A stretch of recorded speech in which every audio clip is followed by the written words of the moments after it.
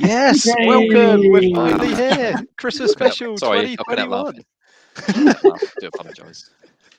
That intro was good. I like the That's music. amazing. That I like blizzard that it was there. it was That it was full so on snow. it was so snowy at some points. You couldn't quite see where you are, like a real snowstorm. You couldn't quite see who was there. It's like, is that Dawbs? Is that David Talking of Berry? I can't snowstorms, quite tell. You know, we could bring it. We could have a snowstorm right now if we want. Wow, you Okay, go. But we'll save that. We'll save it for later. And I haven't done it yet, but welcome to the Retro Gaming Revival 2021 Christmas special. Yes, we're here.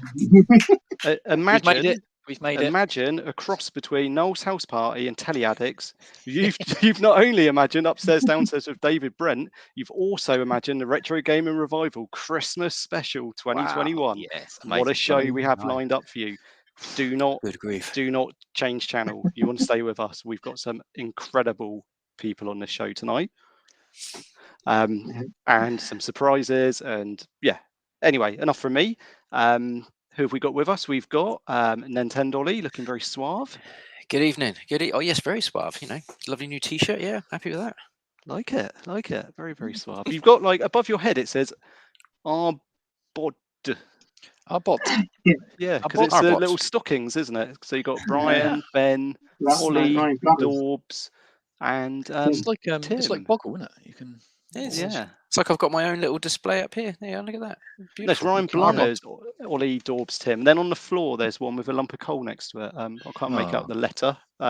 Answers in the comments if you can figure that out, who that lump of coal is for, and the stocking. Anyway, Triangle Face, welcome. Hello. Hello, Triangle Face. Welcome. Looking very Christmassy, like it? Yeah, I've got my kind of slightly 8-bitty jumper here that my wife picked up for me. She saw it and thought it looked retro gaming-y and decided to get it for me. So yeah, nice. Very nice Christmas tree as well. Very kind wife, that, isn't it? Very kind wife. One thing she did the other day, which I really appreciated, was she saw something that looked retro gaming kind of thing, and it was a water bottle. And when she got closer, she saw it was Minecraft, and she knows I don't play Minecraft, and she didn't get it for me. I was just really grateful. Like, not only did she think about getting me something, but she realised that it wasn't actually a retro gaming thing; it was a Minecraft thing, and then didn't get it. It's like, well, that shows that she pays a lot of attention to my interests. I was very impressed. So. Very lucky man. Before we get started, I just wanted to put out a big thank you to Ryan and Dawbs for all the planning and organisation that's gone into this evening. We all contribute different ways. You guys have done loads of work on this. I've done much. You haven't seen the outcome yet, so don't get too excited. Anyway, loads of effort in. I just want to say thank you before we kick off. So we've also got here with us Blunners, looking very suave tonight as well. Yeah, Merry Christmas jumper on. Yeah, very nice. I like it. Very, very back in nice. the cupboard. I'm back in the cupboard because that's the only place where Wi-Fi works, mate. And then finally, we've got someone who looks more like a ball than, he hasn't really made much of an effort, but, beggars can't be choosers. It's Dawbs. So welcome. All right. Good day, gamers. All right. Good evening. And like all Christmas parties, you need someone to cook all the food. So who do we have with us? Friend of the show, Retro Chef. Evening all. All right. Evening, Chef. Here he is. Hello. I just want to ask, why does Blunners look like he's in a hostage situation with that camera? Bless him. Can someone buy him a camera for Christmas, please? Bless him. Well, come on, be nice to our guys and girls. Oh, dear. Give us your money. Yeah. Anyway, so what's on the menu tonight? What can we expect this evening? Well, realistically, probably gonna be a Domino's if we have a few beers. If not, it will be a beautifully stuffed Norfolk bird. Now, that could be interesting when you say it like that. But it will be a lovely stuffed Norfolk bird with a an aromatic rosemary, red onion, sage stuffing with goose fat potatoes, with beer battered Yorkshire puddings, beautiful flavoured, some Brussels sprouts with pancetta, if you will, some honey roast carrots. Just trying to think what else would be nice with that. Any jus? Oh, and maybe a nice to go with the turkey. I like to do a nice rosemary jus. Would be nice. Oh, that's beautiful. Oh, sounds lovely. See, I think what's happened there is lovely. Dawbs has watched an episode of MasterChef and gone, right, remember the word jus. I've done my research. I had to Google it. I was like, Jews? Oh, just put gravy. Just put gravy. You have to be careful what you spell. Not okay. Yeah, it sounds good. Absolutely. And are you going to be sticking with us this evening, or are you going to have to nip off now? I will do as much as I can for you, gentlemen. Okay. Oh, thanks very much. Whatever you need, I'm here. Thank you. Well, we're going to let you crack on with the feast, but hopefully we'll get to speak to you very, very shortly and catch up with where you are and with the food and what you've got going on your channel. So no problem. We will speak to Retro Chef very, very shortly. So, get back to the kitchen, get our food sorted, and we'll speak to you in a minute. Get that Domino's ordered. Chop, chop. Okay. Well, that was nice. What a great start. Yeah, what a great start. I'm really hungry now. Ooh.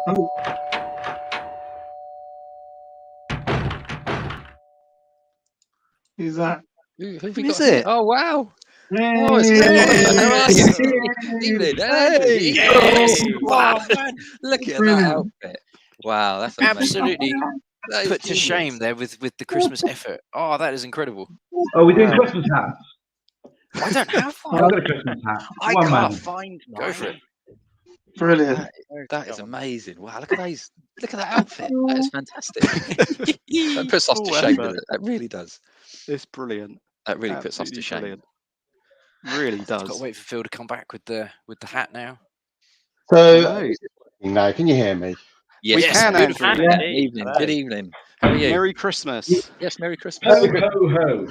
We were sent two links. There was a little bit of a confusion over which link we were supposed to come in on. Oh, yeah. that's probably me. But it wasn't me. Apologies.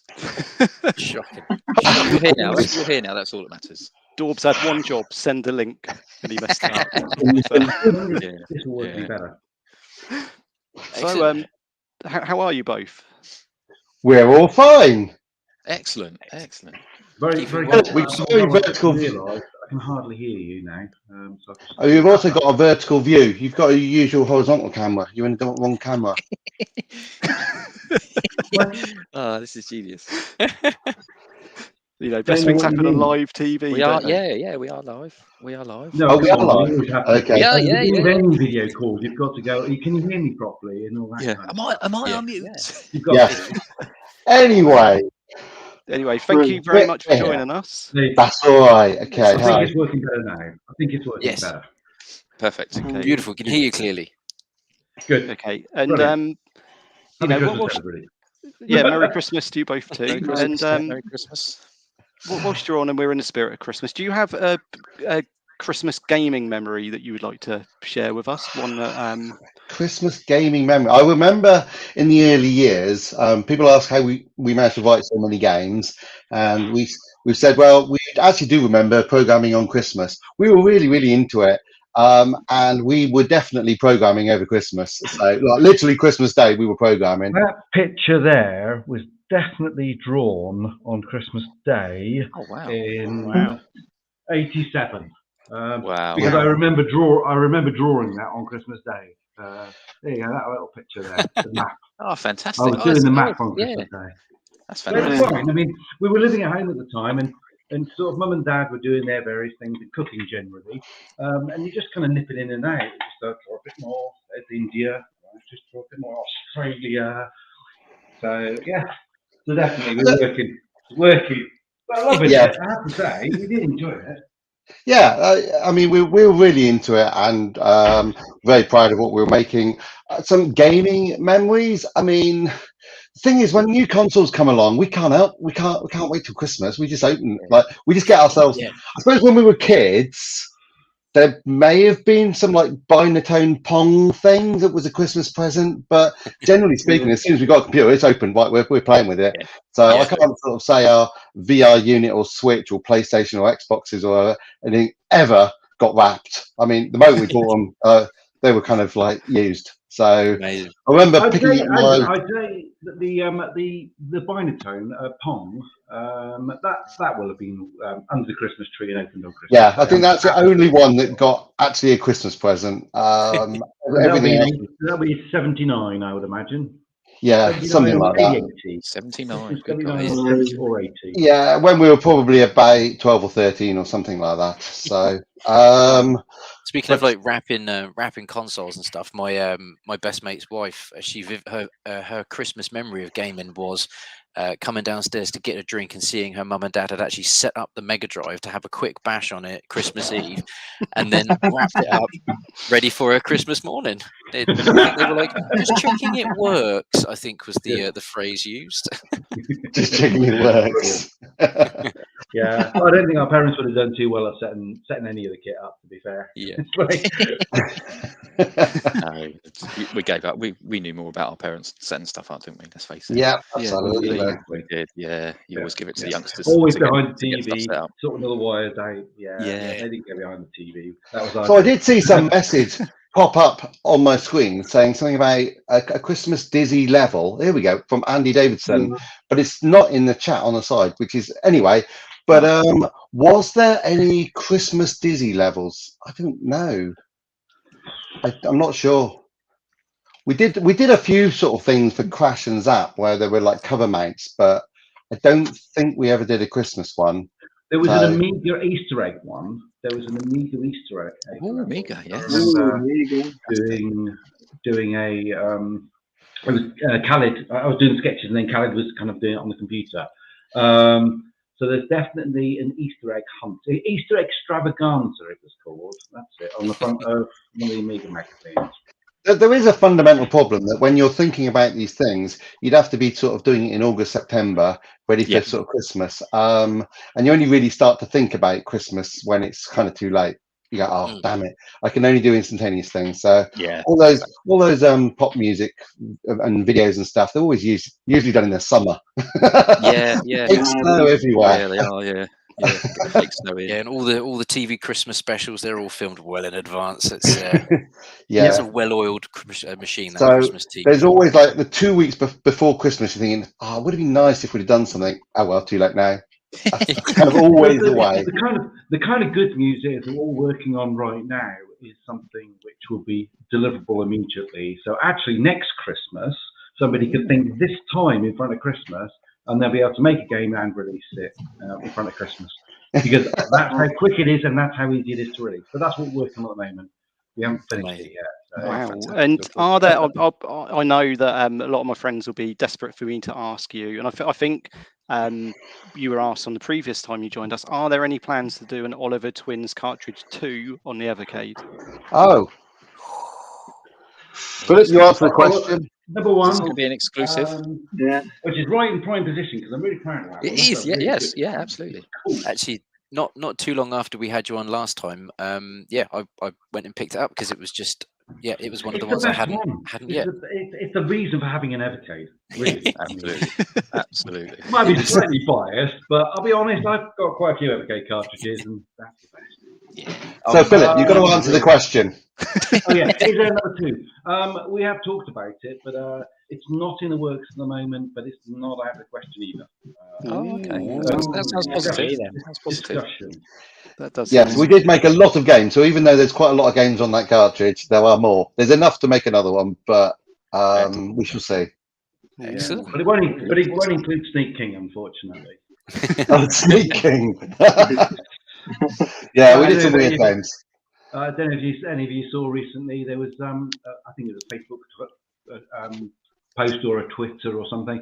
Some guy in America has collected 1,793 Sneak Kings, and he's trying to buy them up from everybody because he believes they'll have a massive value in the future if he controls them all and makes a big story about it. He's made a big story about it. All right. He's made it, yeah. Well, I've got one, but I'm keeping that. I'm hoping he's going to make the value go up.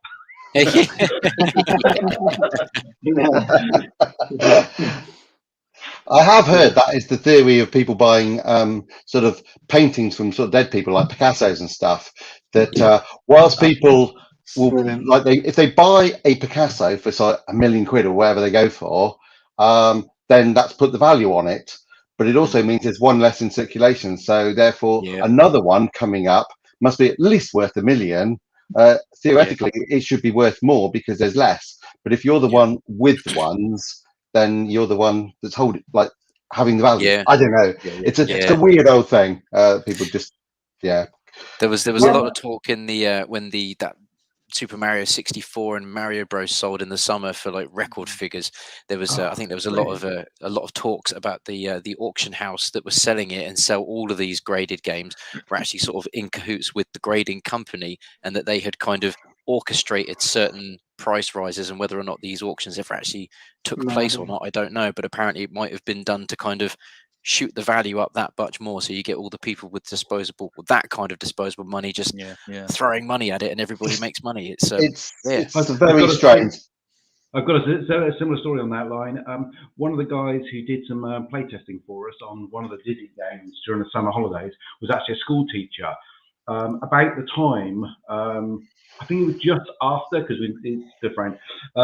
Just after that, he was in Milton in Cambridge as a primary school teacher, and a young author came in. I say young author. An author came in and said, could she read her latest book to the students? It's just been published. She'd just like to read it to them. That was J.K. Rowling. She signed all the books and gave them out. Wow. And if you saw the other day, there was a first edition Harry Potter went on sale. It wasn't even signed, and it went for 13,000 or something. Wow. So I haven't actually checked in with him. Incredible. That's unbelievable. You'd sincerely hope so, wouldn't you? Good. I mean, I would like to say we haven't got the collecting mentality. I mean, Philip's got one of every game kind of on his nice shelf. Actually, I've just spotted I've got a missing one. I was just looking at Pro Ski because you were just talking about making things in the for Christmas. You make them in the summer. Well, when we were I've kind of got loads. It was blazing hot because we were doing it in the summer because it was the release kind of a lot later. Yeah. Actually, I think it released about September, October, but we were making it in the summer. Pro Ski. But actually, I just looked on the shelf and I don't actually see it. I'm not sure I've got it. Oh, no, there it is. I can see it up top. Anyway, I was going to say, sort of, generally we don't go into this collecting thing. I think we left that more to Dizzy. But people do. Yeah, he was a proper collector. He'd just collect anything he could. That's why we had to limit his bag. He was too greedy. It's like if his bag had 20 items, 30 items, he'd have filled it. It's like, look, just calm it down. You can only carry 3 things. No, but what was I going to say? Yeah, all the Dizzy games. It's a bit crazy, but you don't feel like you're buying your own games. So over the years, there have been certain games that we haven't had to.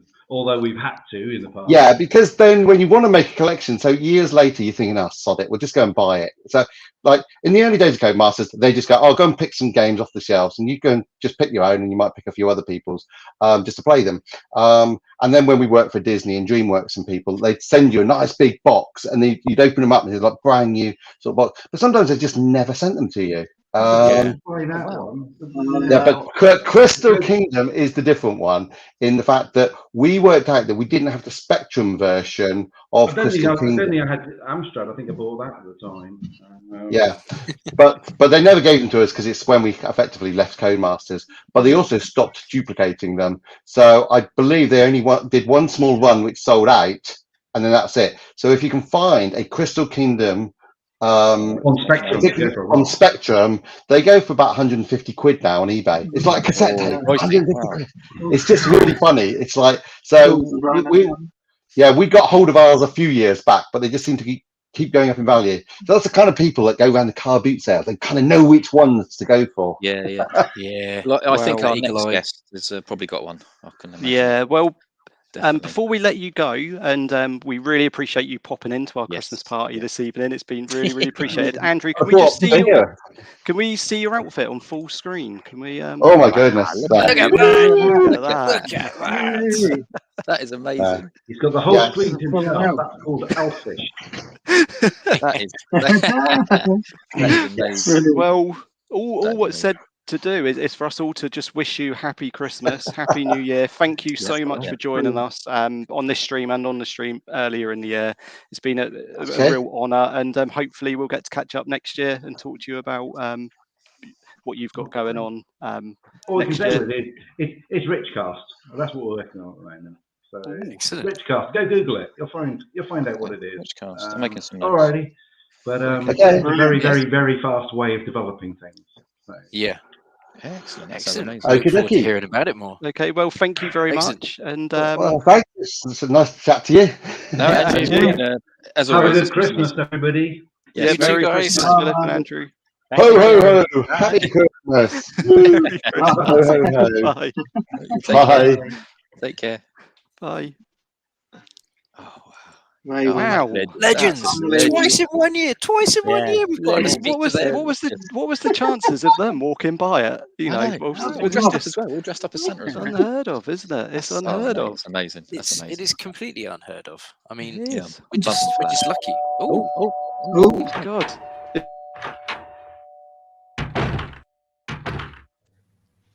Nice Essex Retro and Joe. Hey! Cabbage-based Cabbage-based. bricks. Wow. Good evening.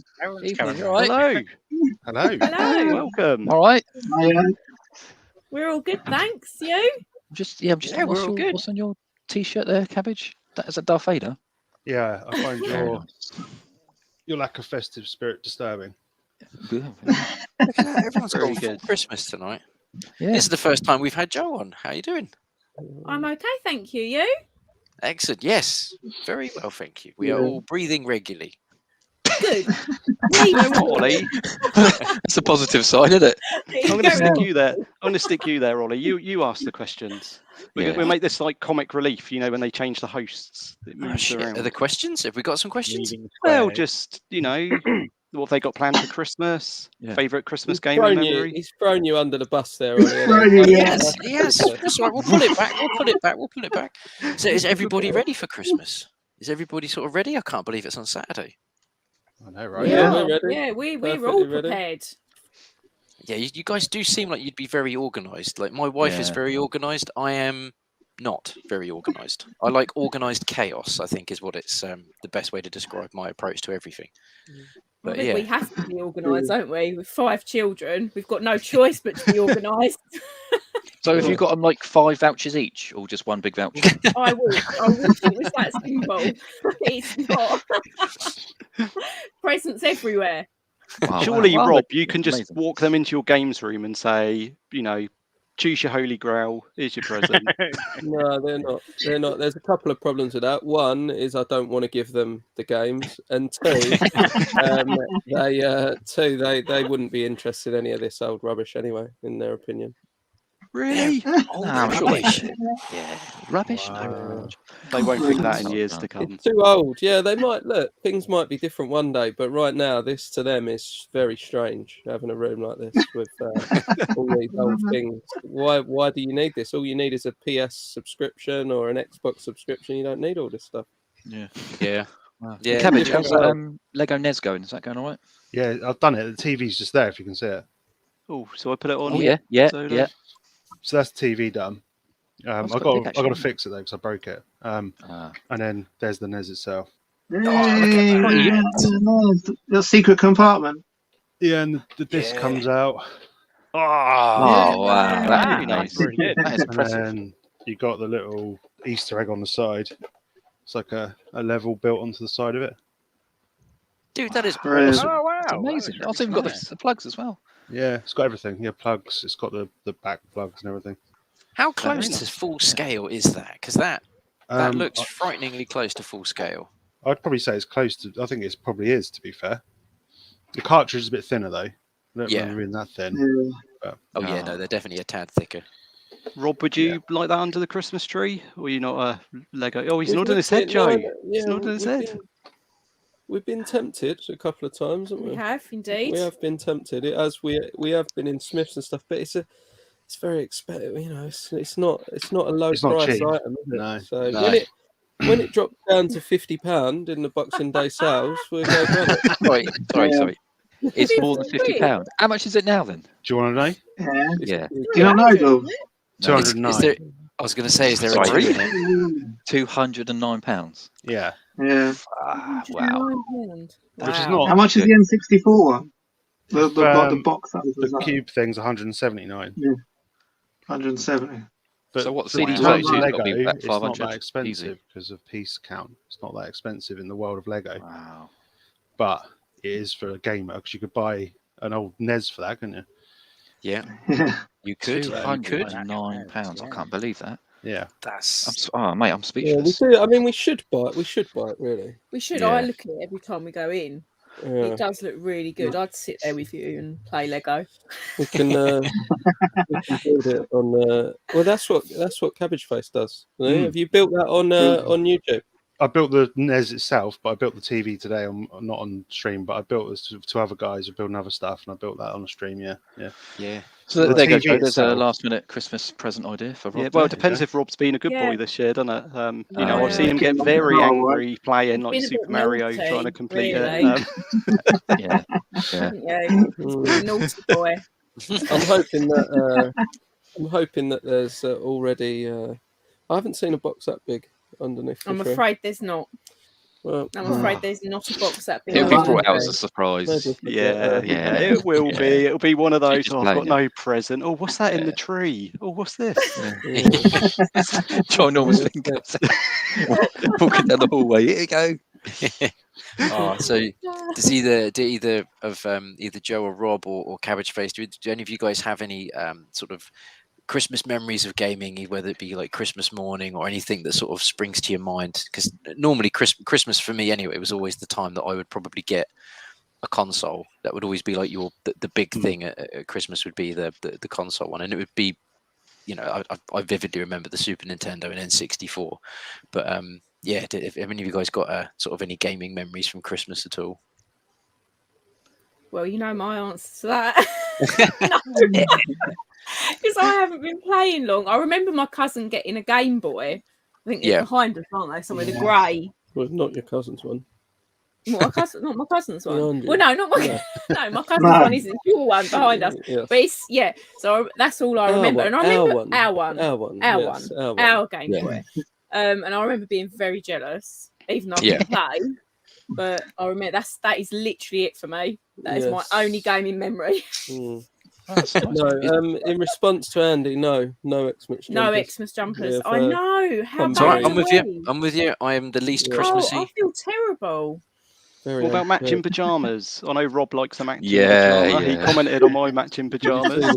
No, Definitely got magic. There I was a can see picture it. on Facebook of Ryan and his partner in matching pajamas. Really? Daughter, we all had matching brilliant. pajamas. Yeah. Do you know I'm gonna be feeling your That's pain another on last this minute one. gift idea, matching pajamas. Yeah. It's not expensive. This tree, Get an M&S all tomorrow. Yes, isn't it? But get all we're- don't get Lego. Christmas ones. Get all year round ones so you can wear them all the time. Yeah. It says I love you. Yeah, and we can have a picture on Facebook.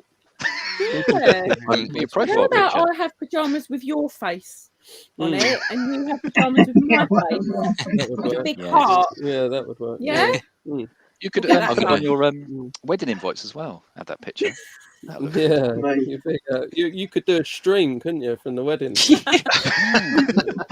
That'd be a good one. Yeah. I'm gonna be feeling your pain Christmas Eve though, Ryan, because my middle kid has been going on for years about doing the matching pajama thing, and it's not my thing. I'm not one for that. But this year she's just sort of like really sort of tugged on the heartstrings, like, oh come on, we'd never do it, and now the baby's going to be old enough to have a pair as well, and you're like, oh god. So yes, I'm going to be feeling Ryan's pain because I'm sure someone somewhere is going to put a picture of it. Yeah, up. but we all know Ryan suggested it. Come on. Nothing wrong with matching Ryan Christmas bought it. pajamas. It's Yeah. nice. I've got a present for you.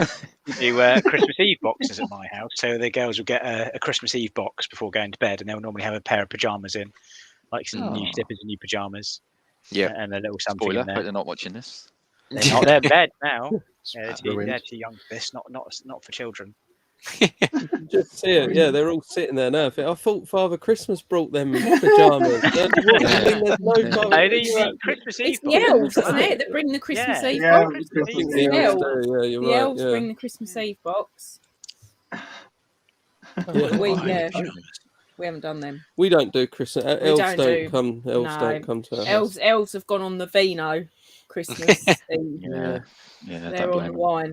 The pink Prosecco rosé. The elves are probably drinking that.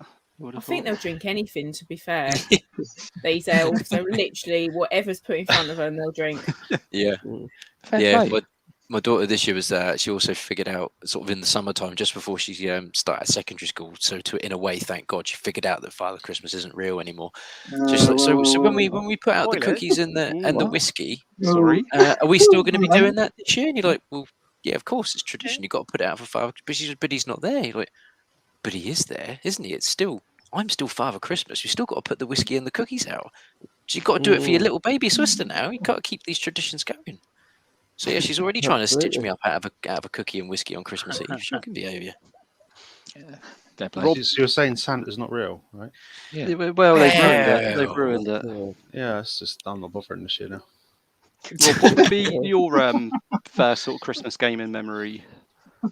I didn't have. I mean, I had this. I had a question. You probably wouldn't have seen it. There was an American channel did a really good video. Asked me to put first Christmas memory, and it was it was a PC memory. Basically, my dad had pretended I wanted a PC. Back then, very expensive. Yeah, still pretty expensive, I suppose, in the grand scheme of things compared to a console.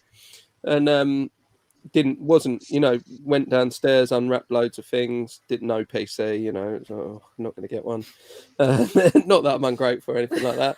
And then I was like, we're missing, there's no printer, there's nothing here. What's going on?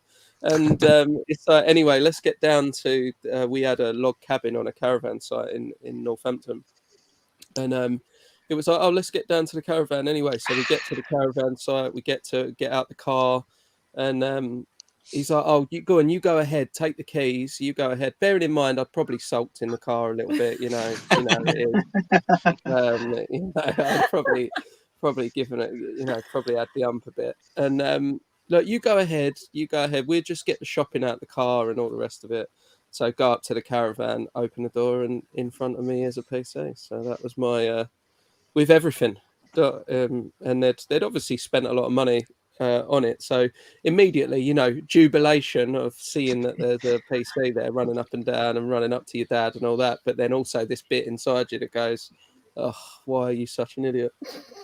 Why not wait? And I think I was about maybe 11, because I don't remember. Everybody says, I remember when I got a NES for my Christmas present.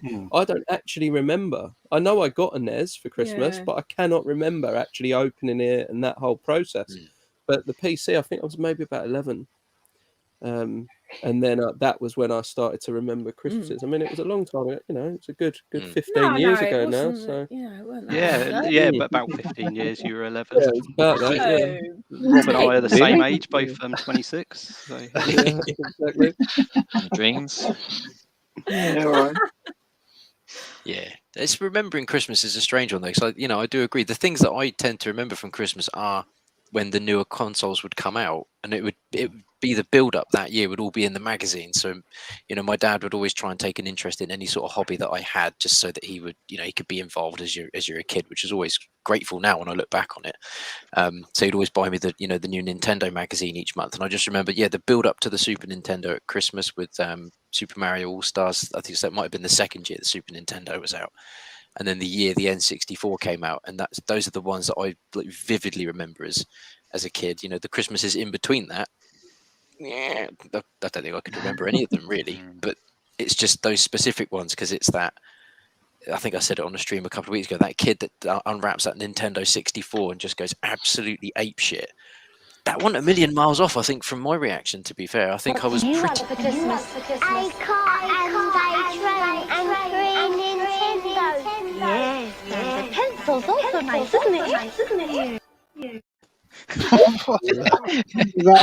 that what you want? Yeah, I Dawbs didn't has press been trying that. to It wasn't me sell. pressing it. Dawbs is trying to sell this as me as a kid. I mean, Yeah, it definitely I'll is. take it. I'll take it. Why There did is a you need to video actually scream, of you Nintendo? afterwards. Oh, okay. Before we here we get go. to Cabbage Face, then. Yes, Christmas isn't what it used to be. Santa smells funny. Santa smells funny. I think so. Yeah. Very possibly. Why is he not very sniffing nice. Santa? What's going on? I think Because it's basically in that section, Santa Claus is drunk. Ah, he smells of He's sat on alcohol. his knee and he's like, I see. Well, so he comes you know, out, yeah, it's all Santa them- smells all them funny. whiskies. See, He's delivering his Dawbs seems to present. know. Dawbs seems to know a little bit more about my family home videos than I do. I mean, it's yeah. If you notice, they've gone missing. So yeah. It almost sort of looked almost like Lenny Henry was in one of them with me. So and that was a bit of a strange one. good memory, mate. I guess now it's just for you, Cabbage Face, to let us know your favourite Christmas gaming or first Christmas gaming memory. I remember asking for a Saturn and getting a PlayStation. That's probably one of my first. That's a good memory. I like And that. Much better. yeah, and I was disappointed at the time, but in hindsight, it was a good choice because I think my mum and dad said the shop ran out of Saturns because it was like really popular for some reason, and they only had PlayStation left, so they just bought it on a whim, and it had Coming Destruction Derby. I remember like opening it and trying to be like excited, you know, when you're how long was the PlayStation out ago? I don't even know how old I was. Probably 96 or 90. Did we get it 97? Christmas 97. You must have been about five or six then. Yeah, I think I don't think I was born actually. What I'm talking about. Yes, and I remember trying to be all surprised and happy and thinking I don't really know what this is because I didn't really know much about the PlayStation at that point because you only knew about the consoles because of magazines or TV, didn't you? Yeah. You didn't have the internet like now. And I put Destruction Derby, and I think my mind was blown back then. Yeah. And it was I was glad I never got a Saturn, to be fair. Yeah. And it was an okay console, wasn't it? But it was nothing like the PlayStation. Nah, definitely not. No. I think we said the other day, wasn't it, that graphical leap from that 16-bit era to having something like a PlayStation. It's anything disc-based where they had those cutscene graphics, and it was just I don't think there's been quite a leap like it where it's been that mind-blowing. I remember Christmas Day putting Street Fighter the movie in to my PlayStation because my Street dad Fighter got the me that movie, the game. game. Yeah, which is terrible. But putting it in and it had actual like film footage on it and being like, wow, this is incredible. I can't believe I was like, look at these graphics. But they're not great, they're just film bloody thing, aren't they? But yeah, that blew my mind, that did. I remember going down the car boot sale and you used to put a spring in it so you could play all the dodgy games on it and it'd like lift up a little bit. I wouldn't know. Oh, sorry. Don't like that. Yeah. No, sorry, no. allegedly. Yeah. Playing all your backups. Well, on that note, well, thank you. Legal activity. Thank you, Rob, Joe, and Aaron for joining us. It's been a real honour for you popping in. Hopefully, you'll stay watching, stay in the chat. We've got some more amazing guests lined up. Obviously, we've peaked now, so it's going to be, you know, we've had the best of the best. Absolutely. But yeah, thank you very much, and hopefully we will catch up with you all next year on a stream. And Merry Christmas and a Happy New Year. Merry Christmas. Yeah. Merry Christmas, guys. Have a good one. Merry Later. Take care. Bye. Bye. Wow. Oh, amazing. How cool are they? No, absolutely beautiful legends. Yeah, top fellas. I don't know. It's now, you know, because I know Dawbs. We spoke about a certain someone can be here tonight. Do you think now is the time to play that? If it's the one I'm thinking of, we might have to play that a bit later. No, the other one, the one that's under ad break in the brand bit. Yes, I think now's a very good time to play that, mate. Yeah, okay, go right ahead. Yeah. Here we go. Yeah. I want to wish everyone a happy Christmas on behalf of Retro Gaming Revival, and thank you to all the amazing guests they had on. We wish you a Merry Christmas. We wish you a Merry Christmas. We wish you a Merry Christmas and a Happy New Year. Oh, beautiful. Oh, that is beautiful. I had Oh, a feeling that's you were going amazing. to do that. What a lovely message. That is beautiful, mate. It's so, I mean, that's so good. I think my life might be complete. I mean, what more do you need other than Wagner singing you Happy Christmas from Retro Gamer Revival, playing a giant drum? I mean, it doesn't. Oh my god! I'm absolutely flabbergasted. Oh, who's that?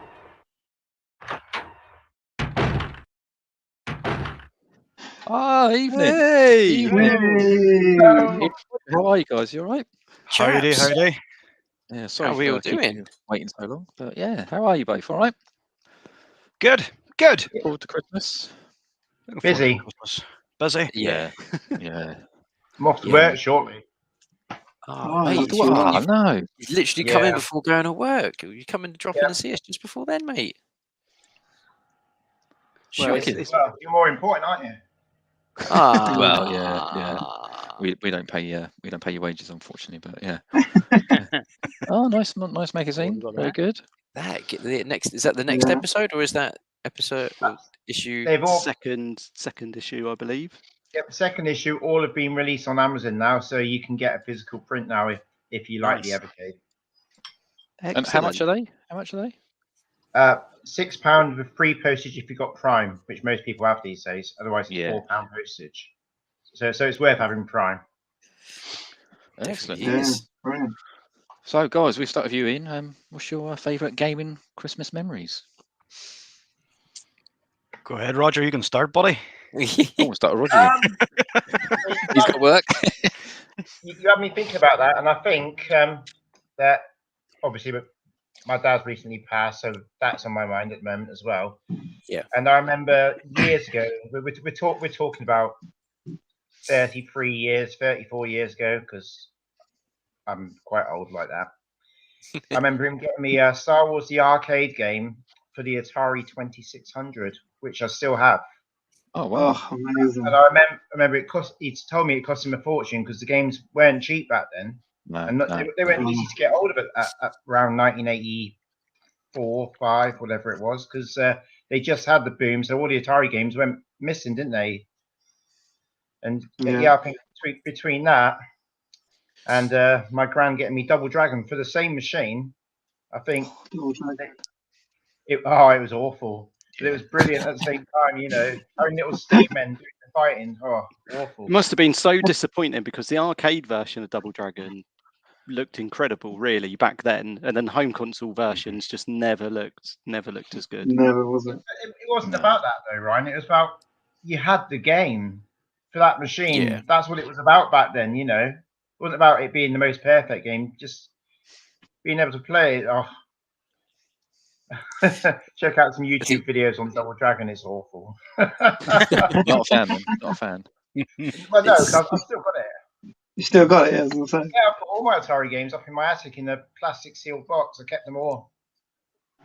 Did you manage to keep all the? Did you manage to keep the outer box as well, or did Atari not come in a card box? I was a kid back then. All the outer boxes went in the bin back then. Yeah, should have kept it for a fortune now. Yeah, it would be. Yeah, you're raking it in. That Atari Star Wars the arcade game goes, if you've got the box and instructions, goes for a fortune. And it's still hard to pick up the rare loose copy, but nobody's having it. It's mine. Yeah. Yeah. And what about you, Ian? What's your early gaming memories of Christmas time? For me, it's the Master System 2, and there's a funny story about that, because whenever I kind of got into gaming in and around that time, my dad had a Spectrum ZX and stuff, and I never really had the patience for the loading screen because it was like daggers through the ears listening to that screeching and stuff. So I didn't really have the patience for that. So I kind of fell out of gaming for a while, and then I seen the Master System 2, and I think it had been out for a while.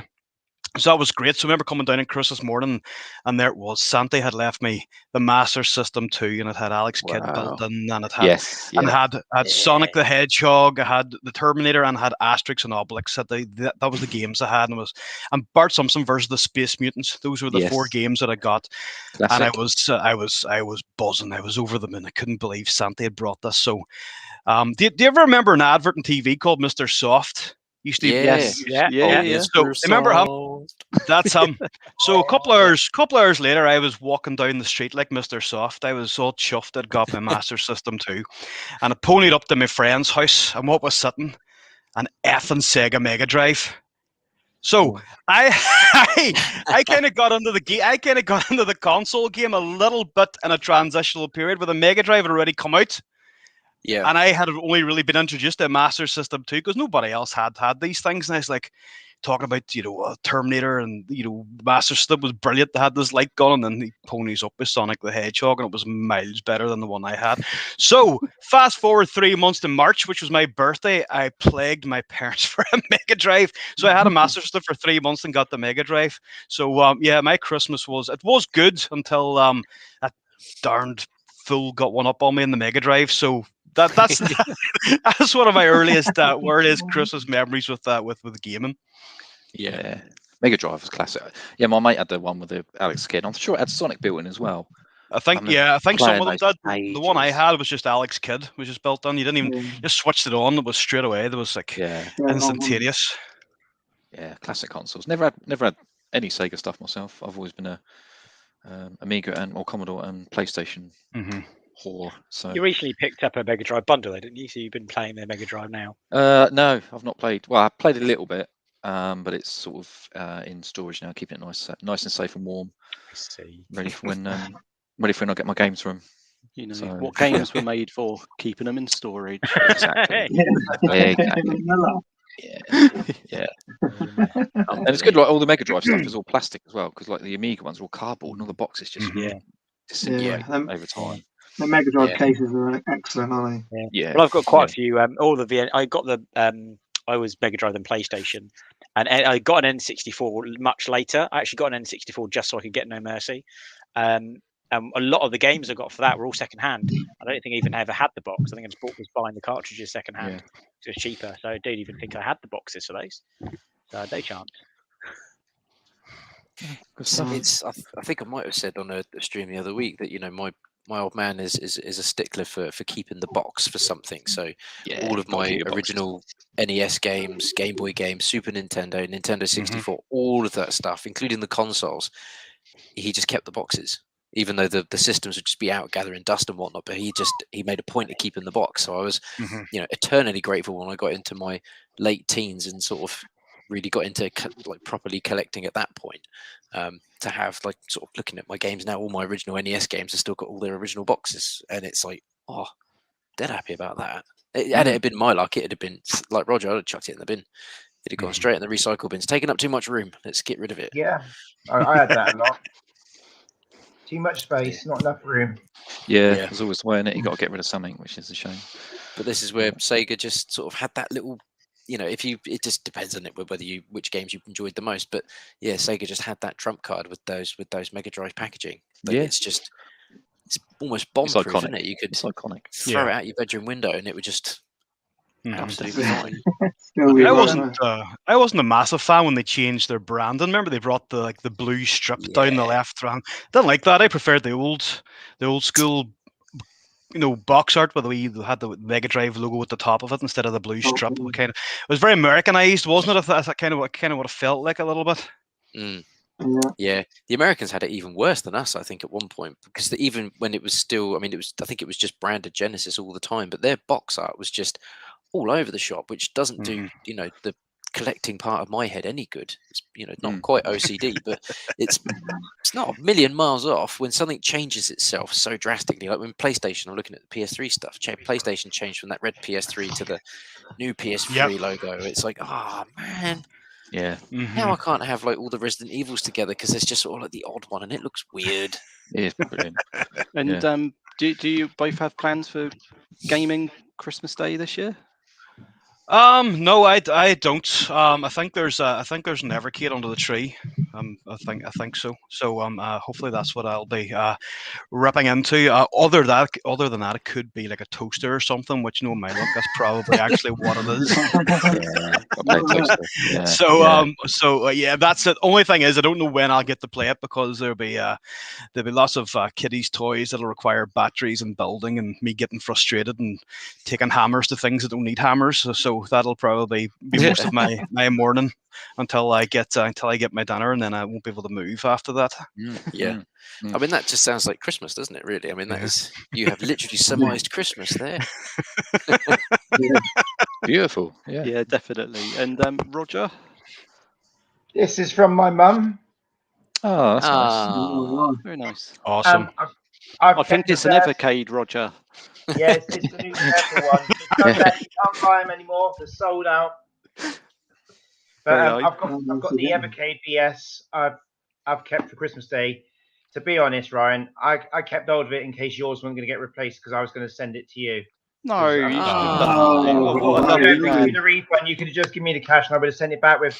I wouldn't have asked for anything but the original price. But as they've sorted you out, I've kept it for Christmas Day to go under my tree. Ah, what a nice bloke. I was I've had it for about that nice. 3.5 weeks. I said, no, not opening it. Ryan hasn't got his. I'm not opening it. Yeah. Oh, very, very kind. That's very nice. That's very kind. Like I said, I was just thinking I'll send it to Ryan if he doesn't get sorted out by Christmas. But you have been, and I'm really pleased. I have been, yeah. It's all sorted. I've been enjoying it. I haven't looked for myself in the credits yet, weirdly. I thought, that would be the first thing I would do. I would look, but I haven't. But I might do that after this stream. I might go and have a little we can get them up live now. I think I checked mine was in there before I even got mine. I just think I watched a YouTube video of it on. I can't really open it.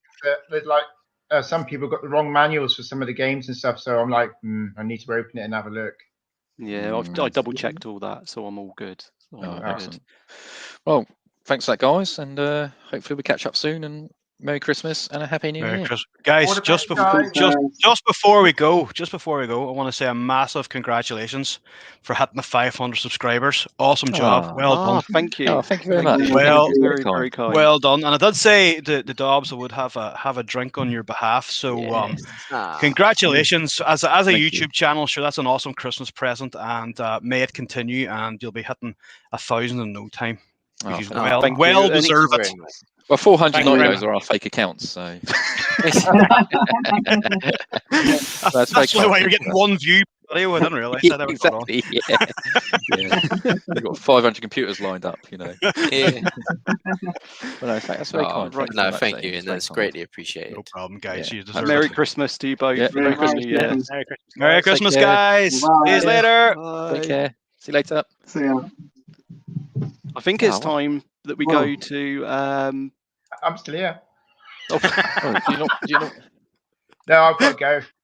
All right. All the best. Have a great Bye, Roger. Merry Christmas. Bye. Bye. Bye. I think we best check on how the chef's getting on before we. Yeah, I'm looking Here forward he to is. this. Oh, hello. Hey. So how's it coming along? In the background, so that's good. Yeah, I was just playing Mighty Final Fight on the Famicom on my my Grail pickup that I haven't done a video for yet. But it's the Famicom version of Mighty Final Fight, which is very nice, very tough as well at the same time. Excellent good stuff. The cooking. I just rang Domino's, mate. It should be about another 10 minutes, I think. I thought about it and I thought, you know what? It's Christmas. Let's have a drink. So you've got a turkey, sage, and onion stuffing pizza coming with rather than tomato base, you're going to have a cranberry and basil base. So it should be interesting. Very nice. I look forward to that. Excellent. We really look forward to that. Brie. It's going to have brie on it, not mozzarella. Oh, okay. Is it stuffed crust as well? The stuffed crust will be pigs in blankets. Oh, that's amazing. Ooh, I think you've just created a stuffed crust that someone has totally missed here. Well, there is a rumor that I'm a chef, Ollie. I don't know if you know about that. I mean, it's a good rumor. Let's hope E4 aren't watching. They like to take their ideas. They do. The E4 pizza coming next year. E4 pizza. Well, before you go, Lee, just as Ian just did with us, congratulations on getting to 800 subs. Your channel is growing all the time. It has read. Kerry, email me. I'll send you the recipe, sweets. Well, he's my number one fan. He's just saying it. Do you know what I mean? He loves it really. Bless him. That's very good. Yeah, you listen, guys. You should be very proud. Get a bit of. You need maybe not swearing, but you need some sort of. I don't know. You need like a crazy person on here. I'm taken, unfortunately. You need someone a bit crazy. Dawbs is borderline. I think he's holding back a bit. I think that the tablets, the old once I get a few more of these. Yeah. Yeah. So, yeah. 800 bucks has been good. It's been a good year.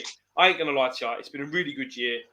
I've got to meet you guys, if you know what I mean, via the tubes. So that's been great. I've got to do some stuff with Ollie and Dawbs, obviously on the swap shop.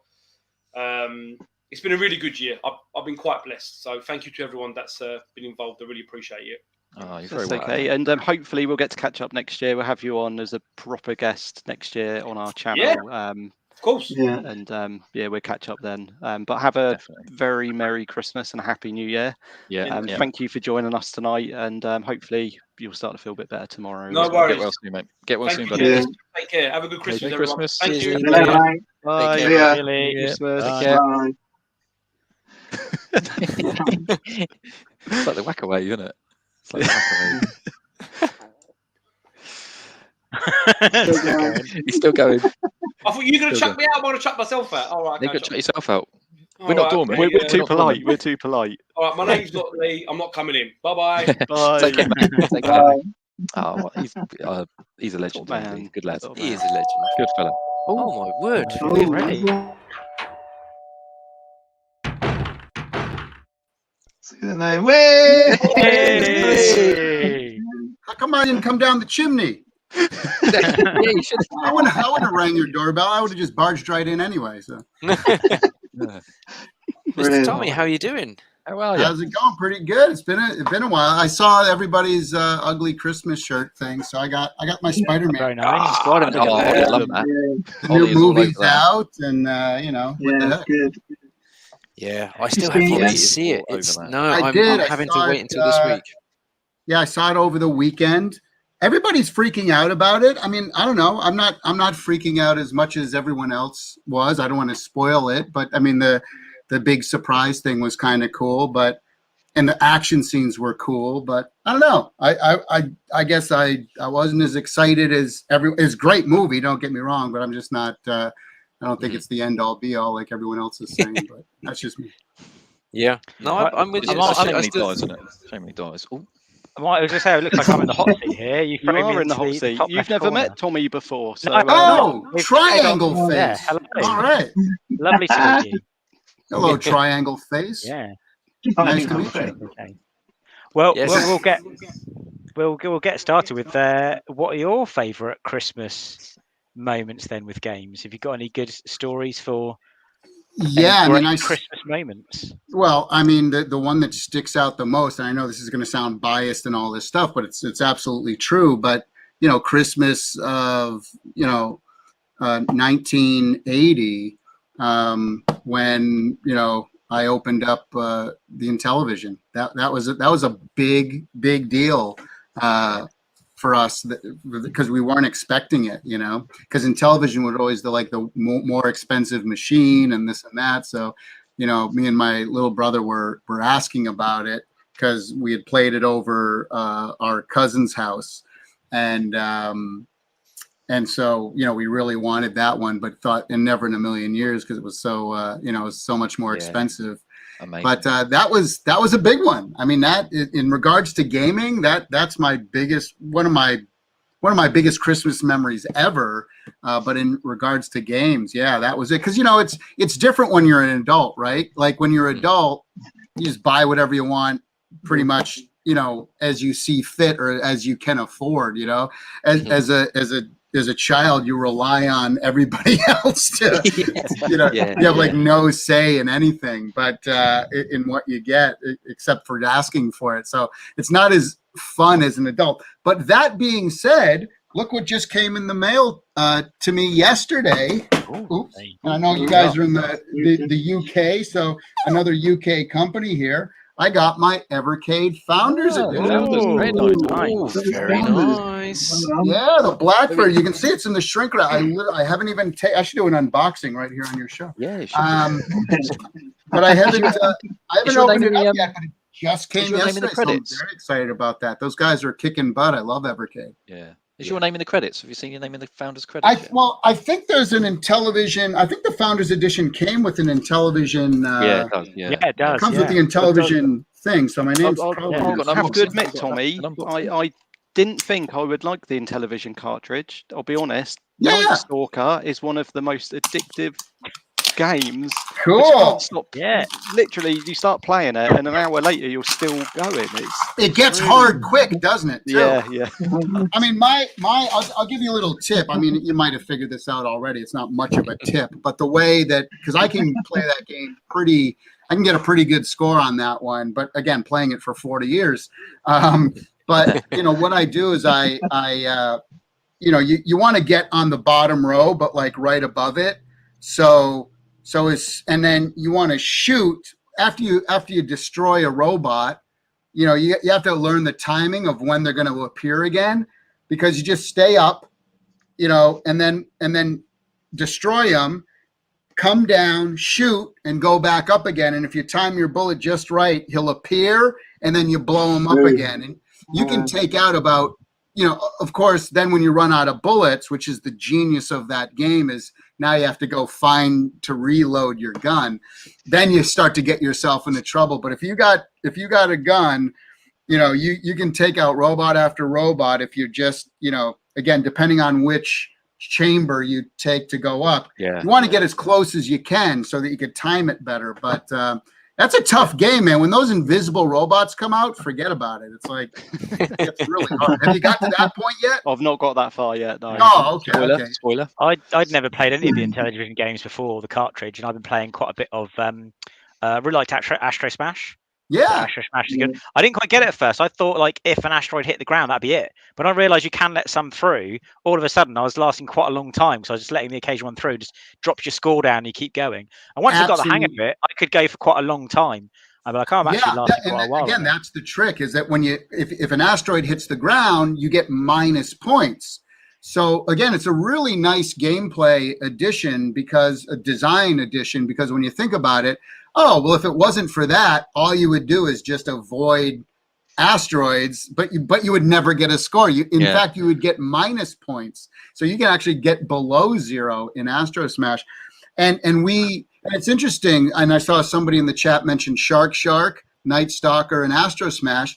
Those are 3 big games that we're focusing on, reimagining for Amico. In fact, Astro Smash and Shark are completed already, and they're 2 games that come free in the Amico system. So pretty cool. I'm glad you guys enjoyed it. See, because I'm so biased and I'm so close to it, and I grew up on it, right? So just like you guys have all your favorite games that you grew up with, and you're like, oh, those mean something to you. So it's interesting. So I never know, like, is Night Stalker a good game to somebody who's never played it before, or is Astro Smash engaging to someone who's never? So to hear you guys say that, that's pretty cool. I love that. Thank you. That's great.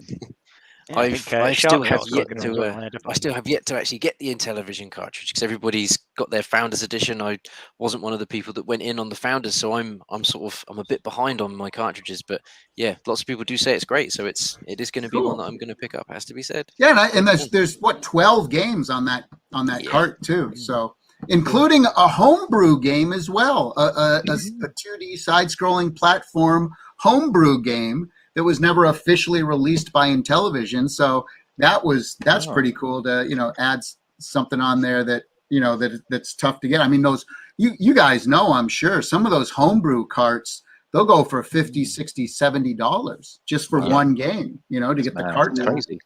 Yeah, it's great that we're getting like reimagined. Is that the game that you're talking about, Princess Quest? Quest? Yeah, that's very cool. tough though. Very tough.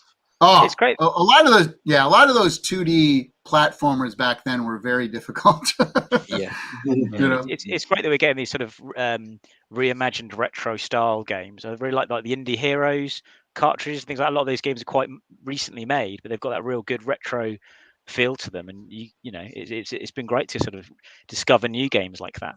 Now, have you guys got the what was it? The brothers, the Sensible Soccer. Codemasters. Oh, Or Bitmap. Bitmap Brothers. They did a cart, right, for Evercade? Yeah. It'll be in your I think the Bitmap Brothers Cart 1 is in the Founders box. Oh, is it? Yeah, it is. Yeah. Well, I guess I do have it because I was wondering about that because that seemed like the one that I want to get next. Yeah, it is a lovely box actually. Really nice box. It's beautiful, isn't it? Yeah. You got the spot UV on the thing here. Yeah, Evercade's a great company. I'm really impressed. With them and love working with them and really nice guys, super talented dudes. Have you guys unboxed this on air before? Dawbs did. Yeah, Dawbs. Okay. Yeah. I don't want to. We're already there. We had our chat going. I thought I was going to be first because I got my notification said it's on the way. It's en route. I was like, as soon as it arrives, I'll do the unboxing video because I might be one of the first people to get one. And then Dawbs got his just 5-10 minutes before me and posted the video. It was got very, very close. So first ever unboxing But it's video so hard filming it one-handed. It is so hard. I know you need to get from runners. Runners can do an unboxing one-handed. Yeah, I can do it one-handed. The packaging, it's smaller than for some reason I thought it was going to be a bigger. Not that it's not cool. It's actually I like that it's smaller. That's neat. With the power button, you have to hold it down when you turn it on. A little What's tip. that? With the power button, you need to hold it down for a few seconds when you turn it on. Don't just gotcha. You need to get a plug. Hey, Mrs. Essex Retro Gamer is there. Joe in the house. What's up, Joe? She did a great video with she did a great video and talking about Astro Smash and Battle Tanks. Yeah, we saw that. Yeah. So I got Data East. See, I got this one. Oh, Galacto, that'll be interesting. There it is. Yeah, there it is. Bitmap Brothers, right there. And look what it's right next to. There you go. There you go. Television and Bitmap Brothers together. Beautiful companions. Brilliant. Very cool. Brilliant. So there you go.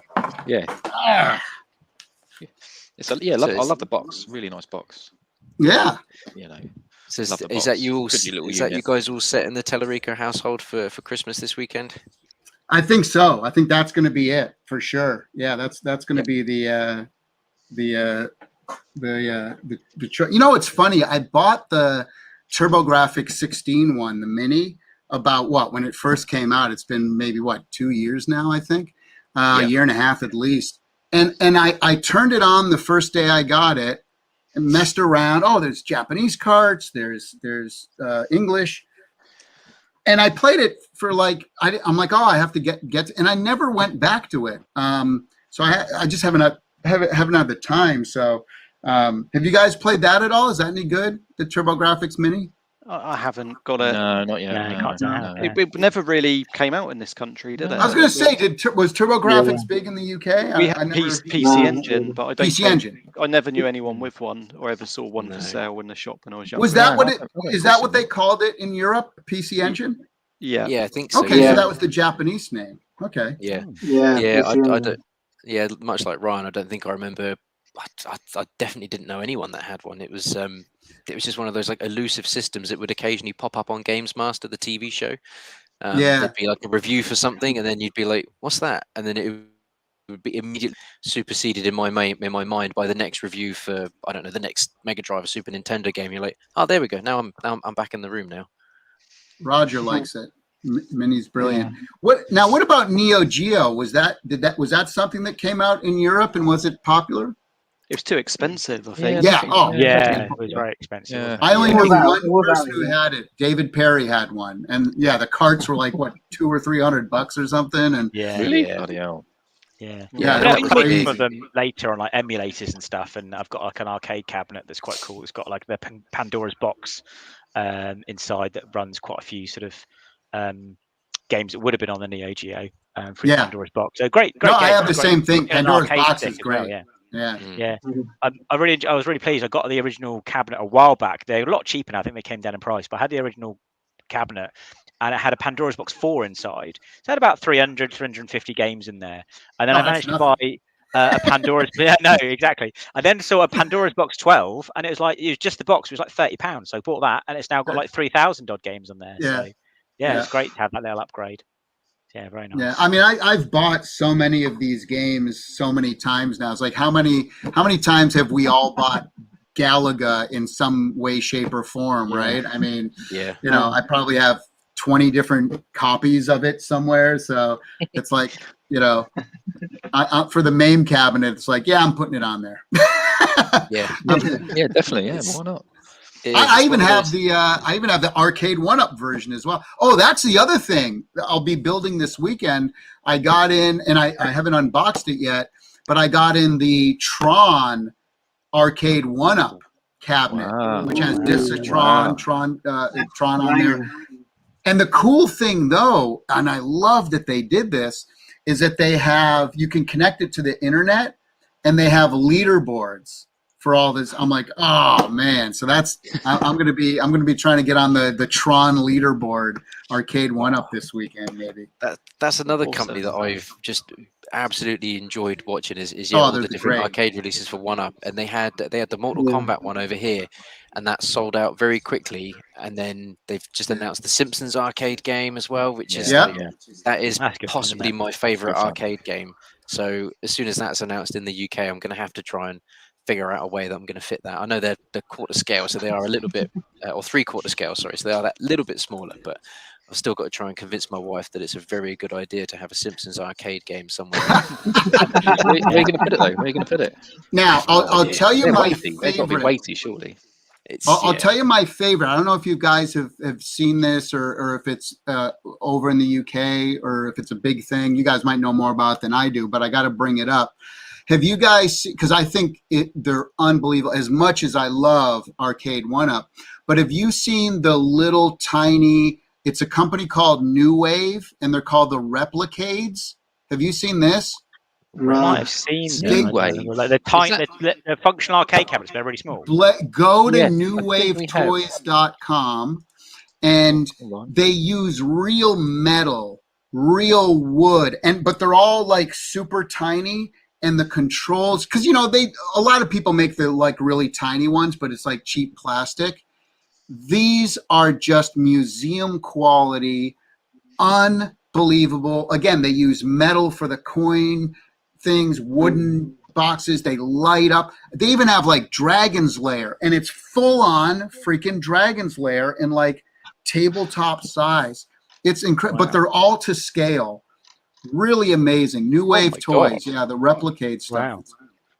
So I'd always like 1942. I have the Asteroids, 1942, Dragon's Lair, and Tempest.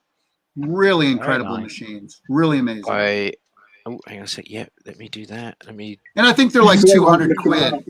They're all looking at there we go. One thing I'd really like to have is an arcade cabinet that's got the light gun. Look at that. I used to love the arcade shoot 'em up ones, like your Point Blanks and your Time Crisis and Jurassic Parks, that sort of thing. Yeah. Well, I'll tell you the problem though with all the light gun games is that you can't do them anymore on HD TVs. Because they don't have that whole technology worked about the scan lines, and that's all gone now. So anything with like HDMI or any new TVs, it won't work. Look at that. It comes with Laserdisc player and a miniature Laserdisc to go inside it. It comes with little tiny tokens and little laser discs, and it is. Coins there. Yeah. Again, as much as I love arcade 1-up and I love them a lot, this company, it's amazing. And again, they're tabletop units, but they just look so beautiful when they do look cool, because they are just shrunk down versions of the big things. It's incredible. Wow. Yeah, great. That's awesome. Yeah. Does look awesome. And typically, Dragon's Lair is sold out. Well, of course, it's those things are never going to stay in stock, are they? When it's a game like Dragon's Lair, that's never going to be in stock. Well, and with COVID and all the problems, Yeah. Still. I'm looking on their site now. Mostly everything's sold out. Oh, you got Asteroid. Oh, no, 1942 still available. I bet you'd have to go. I bet they're on eBay though. I bet they are. I bet they've got a pretty price on them too. That's probably true. Yeah, but great company. You guys should check into them. They're really cool. You guys should review one of the things on there. Yeah. Yeah, we could do. Could do. One for you, Blunners, you know, get it on your Christmas list. It's on there. He'd already chucked it on.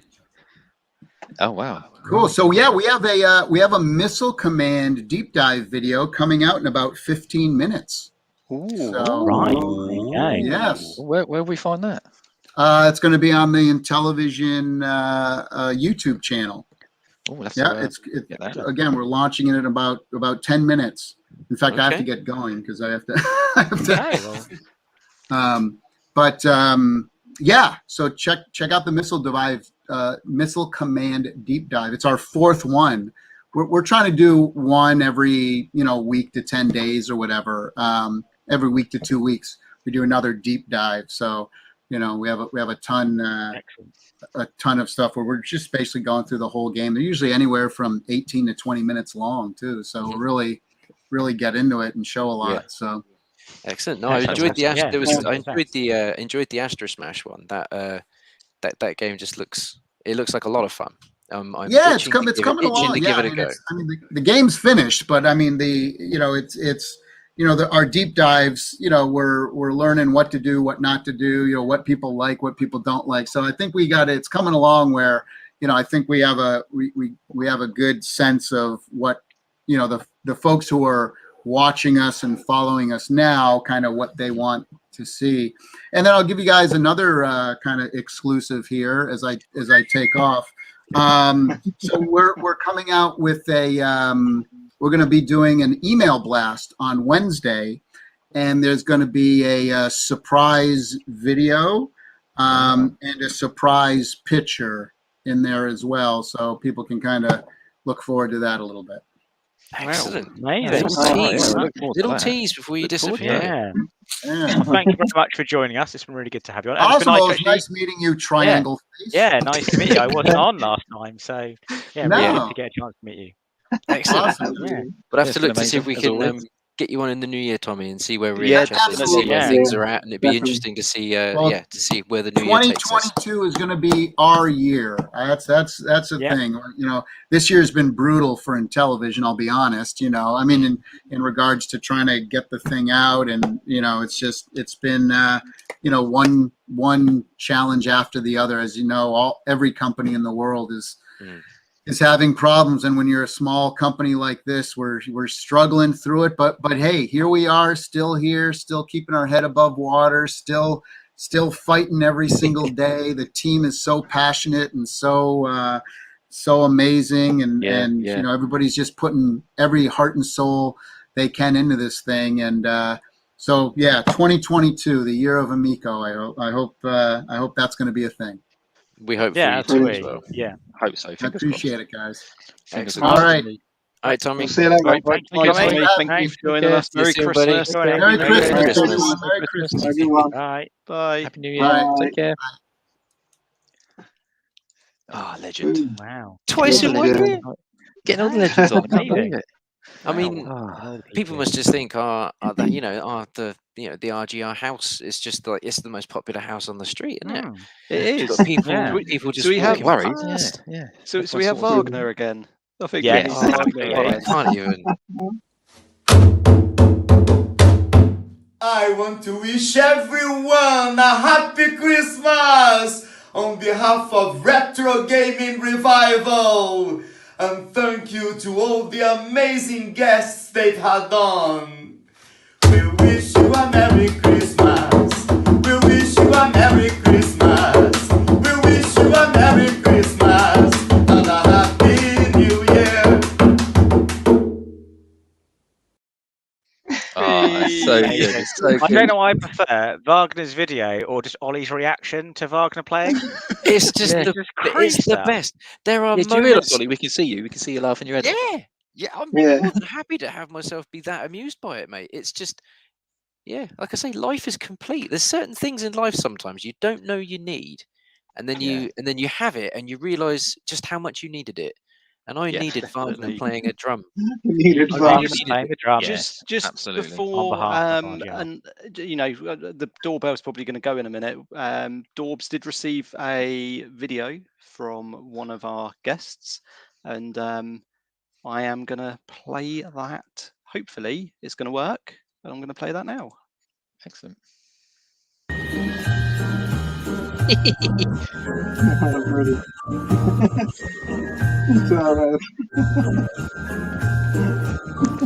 Merry Christmas and stuff. From Retro Rival. Ho, ho, ho! It scared me. Just one. Then why'd you say it 3 times? Trying to call them. Is my balls in the right spot? Stuck your balls in. I'm just going to send them all the... Ho! I'm just going to send them all the outtakes. Get it right this time. Just call one. Just call one hoe. Because you call more than one hoe, the original hoe gets pissed. Yep. Yeah. You just let yourself loose and go right off the rails. No. I mean, in this video. Oh, I think my balls are blinking. I think you just want me to touch your ball. Merry Christmas! And happy holiday. Merry Christmas! Merry Christmas, everyone! And happy holiday. Oh, stop! I'm trying to be PC. Okay. I'm going to say it this time, and I don't want you to f it up. Okay. Okay. You know. That's not how you say it. Merry Christmas, everyone! And you should stop. That's not nice. Merry Christmas, everyone! We're so sorry we couldn't be there What's with Tiny you. Tim said? He says, Merry Christmas! Merry Christmas to all. And to all a shut. I don't know what you seen either. It was great. You got potty mouth. Okay. You're bad. You ready to... Okay. You ready to shut up? Merry Christmas, everyone. We're so sorry we couldn't be there. What are you talking about? I didn't say anything. Okay.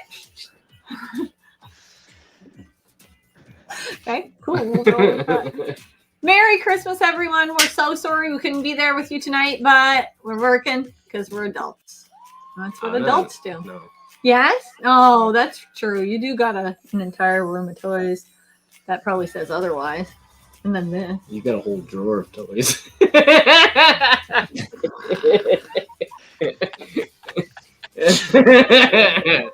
Merry Christmas, everyone. We're so sorry we couldn't be there with you tonight, but we're working because we're adults, and that's what adults do. You keep trying to say that I'm an adult, but I disagree. I know! You got an entire room over there full of toys, and this room's full of games. You do have beer, though. And adults can drink beer, but kids can't. Kids can't. Learn that the hard way. So, you know, it's December 20th, 5 days till Christmas. See, is it 20th already? It's the 20th. It's the 20th for them, but it's not the 20th for us because we covered that already. So, do you have anything else to say? Ho, ho, ho. That's it? Ho. You're a man of few words, aren't you? Just talking to you. I hate you. No, I don't. It's Christmas. I love you. All right. We got to go because I got to sit on Santa's lap and tell him what I want. Probably a stool. Nice 31. Take care. Good night. Merry Christmas. Happy New Year and all that junk. Happy holidays. Retro Rivals. Back to you. That's awesome. Wow. That's so funny. That's so funny. Excellent. I'm interested to know what toys she's got in her drawer. In the drawer, yeah. Is it Boggle? I'd imagine it. Yeah, that maybe Transformers, Kaplunk? possibly. Kaplunk, maybe. Yeah, I'm interested to know what toys. I am interested. Maybe they do a. There's somebody at the door.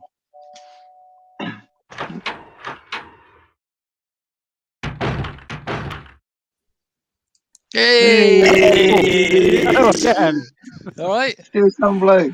Yes, still some bloke off the Still street. some bloke Yeah, off the street. I haven't had a shave yet because I've got me. Very probably festive. Christmas Very things. festive. Yeah, They're very good. They're very good. I'm making an effort Very tonight. nice. Amazing. I So, haven't had a as we've shave, been, but I do have boppers. as we've been asking everyone, Rick, what is your gaming memory from a child at Christmas? gaming memory from childhood Christmas. Yeah.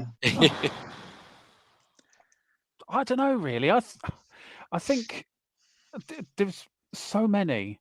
It's like every time anyone's getting a present from me, it was like, right, okay, got to be computer games. Yeah.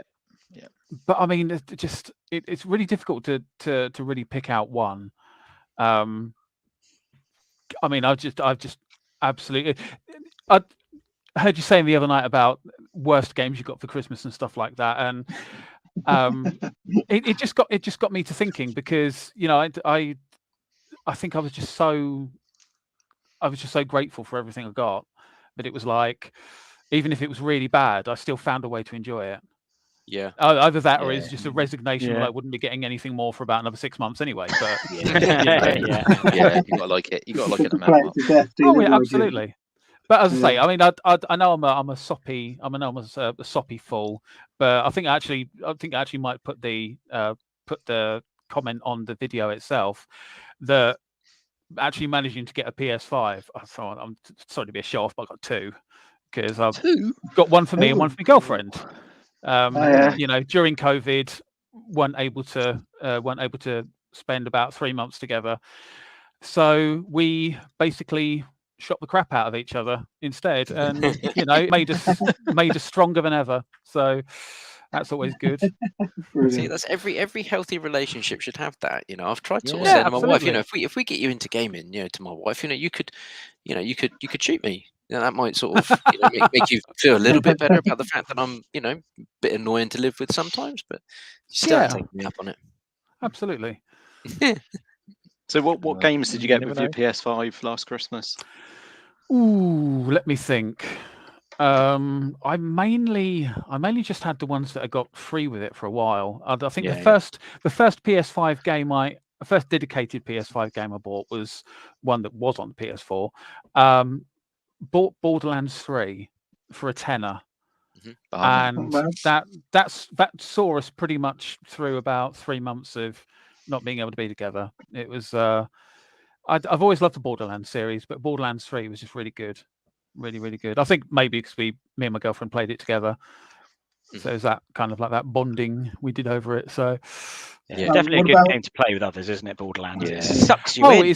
It's stupid. It's stupid. I love the humor of it. I love the fact that there's always plenty of like pop culture references in there, and definitely some quite close to the knuckle jokes at times, and it's just fun. It's stupid, and I can't wait, absolutely cannot wait for Tiny Tina's Wonderlands to come out. I think that's going to be really good.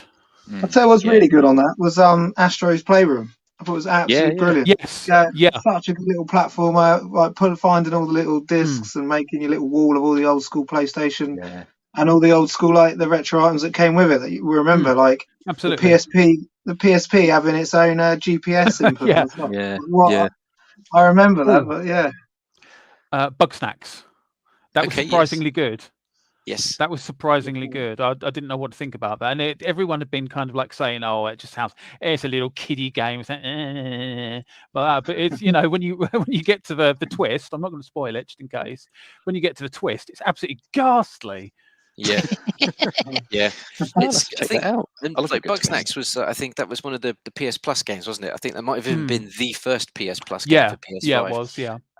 They've now done a physical version of it, and I thought, oh no, it's not going to be one that I'll grab on physical. But that price on that physical disc is now slowly. It was like a £15 game. It's now creeping up to £30. I think that might become one of the physical PS5 little hidden gems. That one. Yeah, cracking game. Yeah, I mean, considering, when the PS4 released, they did a game called Resogun. Yes, there were two games, Resogun and Outlast. Yes, the first two PS Plus PS4 games, and both of those were absolutely incredible. And Resogun, who made by Housemarque, I think. Yes, they've recently done Returnal. Returnal, yes. Yeah. Yes, yeah.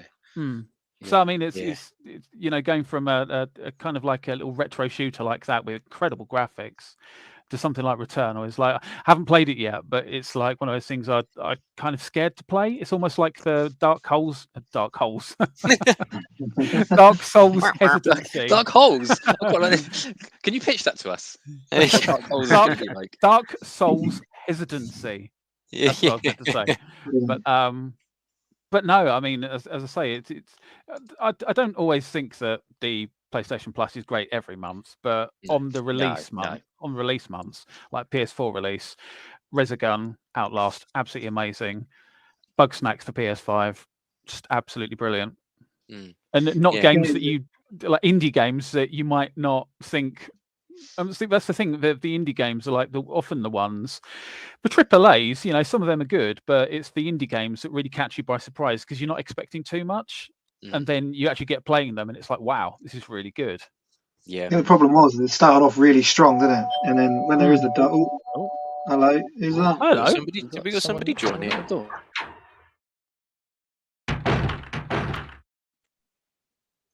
Who was that, Dawbs? Who was that, Dawbs? I'm trying to look out the window. Oh, hang on, someone down. Hang on. Sorry. What's that, mate? Compendiums? What? Hang on. Right, some bloke who wants to. What are they? Oh, okay. Hang on. He's selling Atari compendiums at what? You don't need any more of those. Ryan's got Spectrum. Don't need any of them. Spectrum compendiums. Does anyone Sack want him to buy off, any? mate. Sack him off. No, no, you're all right, mate. Thanks anyway. Cheers. Don't peddle your wares here. A bit weird. Oh, sorry about that. Carry on. Fair enough.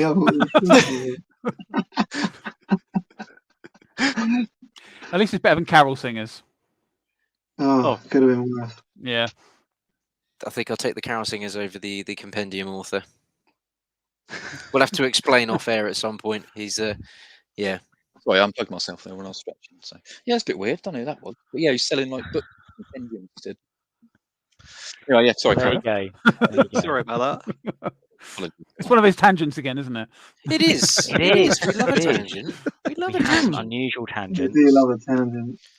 Indeed.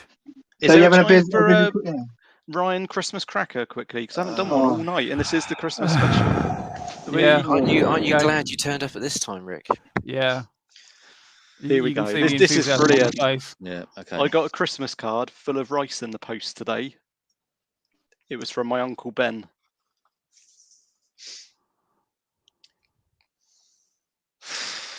No? I thought that was good. I think Have we Rick's got face another one? Have we got one that's absolutely sells that for me. That is where it's at. That's shocking. Absolutely. Wow. Yeah.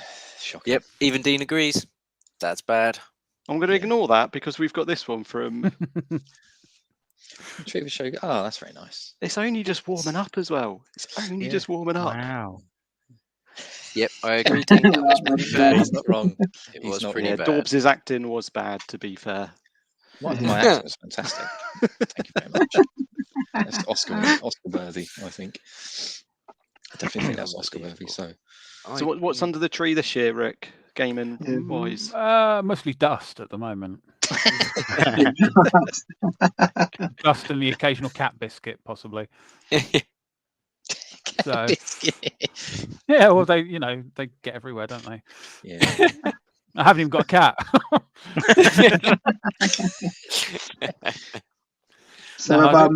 One of my cats is actually right next to me. He's on the windowsill, but you'd think he's being a bit shy. So he may make an appearance, maybe not. Who knows? Oh, bless him. I hope he's not going to attack you. Make for a fun stream, wouldn't it? Yeah.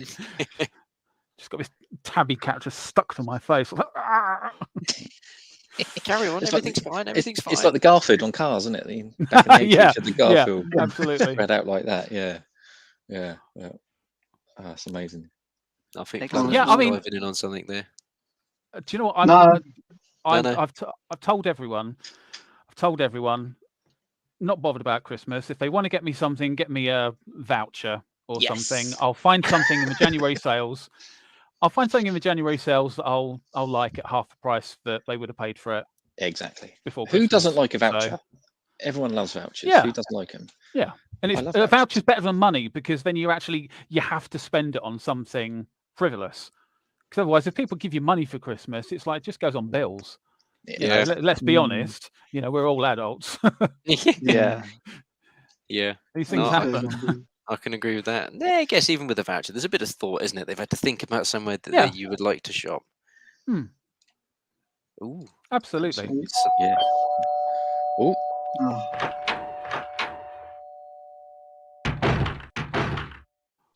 I don't think they're ready yet.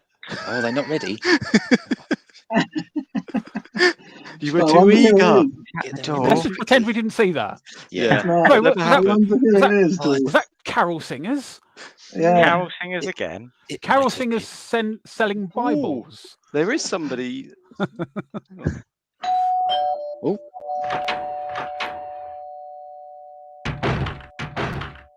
Oh, it's me machine. Yes. Right, how's it going? He's frozen. Very good. I thought you were frozen. Yeah. How are you, Dean? All right. Not bad. Thought I'd keep you guessing. I like to make things awkward for you guys, so yeah, thanks. Sounds good. Rick, I never thought in a million years I would be sitting here with a man that I watched on TV. Fair enough. There we go. And I mean Vanilla Ice. It's great to be on here. Thank you very much. It's good to have you. It's good to have you, Dean. It's good to have That's you. right, no problems, no problems. But no, a pleasure to meet you as well, Rick. It's absolutely fantastic. I dropped you a follow on Twitch a couple of weeks back after the interview. So, yes, when I've got some time off, I'm going to spend time just doing absolutely nothing but watching streams and YouTube. So, doing something. Well, I do both of those. So, like, follow, and subscribe. Yeah, you definitely follow Dean on Twitch. He's good. I'm not just saying that because he's here, of course, but no, he's brilliant. And my cat wants to get out of the room. Hang on a sec. Is that just the mention of my name makes your cat want to run? I mean, it's perfectly fine. Women do the same, to be fair, so I totally understand it. So how is Dean? How is Dean? Dean's all right, actually. He's not too bad. I've got the Christmas jumper on because you see, Nice. I watch what goes on here, and you're like, oh no, Christmas jumpers! Oh, you're so bad. So I thought, well, I'll go and bust out the Christmas jumper to keep you lot happy, and I even threw in a hat. Look at that bad boy. Yeah, I couldn't find my hat today, so I'm letting the side down because I was planning on wearing my hat, and it's gone walkabout, so I don't know where the hat is. I was planning on wearing a hat. I was planning on wearing a hat, but I didn't have one, so I had to nick these off my girlfriend. To be fair, I am do look quite good. They do look impressed. good. They do look good. I think it's definitely a vibe to take into 2020. Absolutely. Although one of them's a little bit broken, but that one's fine. This one's a little bit knackered. That's right. Usually one does hang lower than the other. That's true. Very, very true. Do you want to do your plug for your Manscaped? While you're bringing that up? I mean, I do keep spot by It's always, I'm not going to plug it on the channel because that is just cheap. But it is all You can plug it, mate. We can plug it. It's Christmas. We'll allow it. We'll allow it. Yeah. You're going to allow it, right? Do you want me to do a segue then? Yeah, go on. Yeah. Put it on the big screen. Right. Put it on bricks. Put it onto big screen then. Right, here we go. Right, if one of yours hangs slightly lower than the other, you want to give them a quick tidy up. Get yourself a Manscaped. Your balls will thank you. 20% off. Use the code MACHINE at the shopping cart. Get yourself 20% off. They also do the weed whacker, which is for your ears and nose, because if your ears and nose are looking like a field, they probably need to be tidied up. So 20% off. Treat yourself. Treat your loved one. After all, you deserve it to treat yourself and your balls, since one hangs lower than the other. There you go. Manscaped.com. That's how you do it. Actually, I've got quite a sensitive face, so that might actually do me good for, you know. Well, I wouldn't advise using that on there, but it might work if you just used it for the face. Yeah. Maybe. Well, no, I wouldn't double dip. No Oh way. no, you'd be surprised how many do. You'd be surprised how many do. Oh, someone else at the door. Merry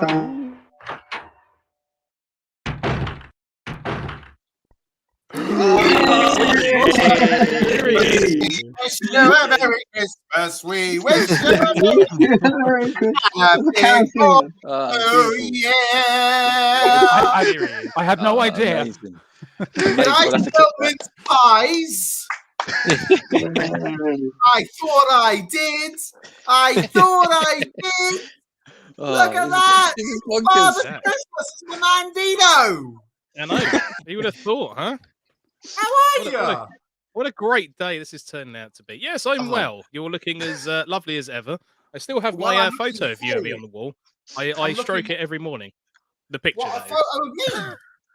I'm working my Yes. way through this entire Toblerone advent calendar. There you go. Oh I wow! don't- There you go. You've got that, and I've got this. Oh. Do you want to swap? Ah! Look at that. Yours That's is the gift amazing. that keeps on giving, Dino. It Look at that. is. It is something to be very proud of. Spirit. 30 years in the making Spirit. just to get that photo.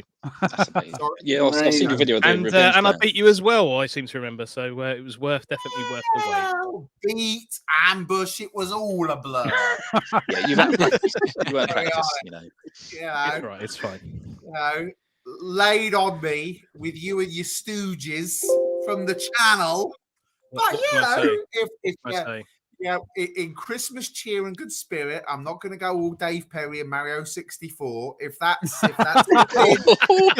win, then that's the win. Oh dear. Wow. Dawbs, what time is he watching? I think he's coming on at 9, so that might be a bit awkward. All right. It's going to be awkward, isn't it? That's going to be He's very not awkward. very, My free tattoo. Hopefully he's not going to watch this back. It'll be fine. Don't worry about it. It'll be fine. Tattoo. Oh, this is Actually, I've got amazing. something there that you don't have, actually, Alex. What's that then? The Games World Eliminated Oh, an Champions eliminated jacket. Oh, jacket. he's got it handy as Yeah. well. He's got it handy. That features in our intro as well, Dean's Eliminated Jacket. So you see it every week, Wednesdays at 8. There you go. I've got two golden And That your is true. Tuesdays, and your Tuesdays. but I've got two golden joysticks. I was going to look for a quick shot Wow. one. I was going to spray gold, but I can't find it. Right? You got one of the new ones.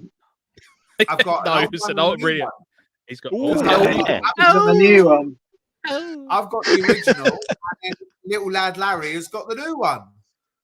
Yeah. Very nice. How did he get that? Did he? He's a beast, isn't he? at the minute? That's amazing. Fair Little play. lad Larry lives with me in my house, and he has the new one, and I have the old Fantastic. one. So there you go. He's in that I filing want one cabinet. for all the just behind family.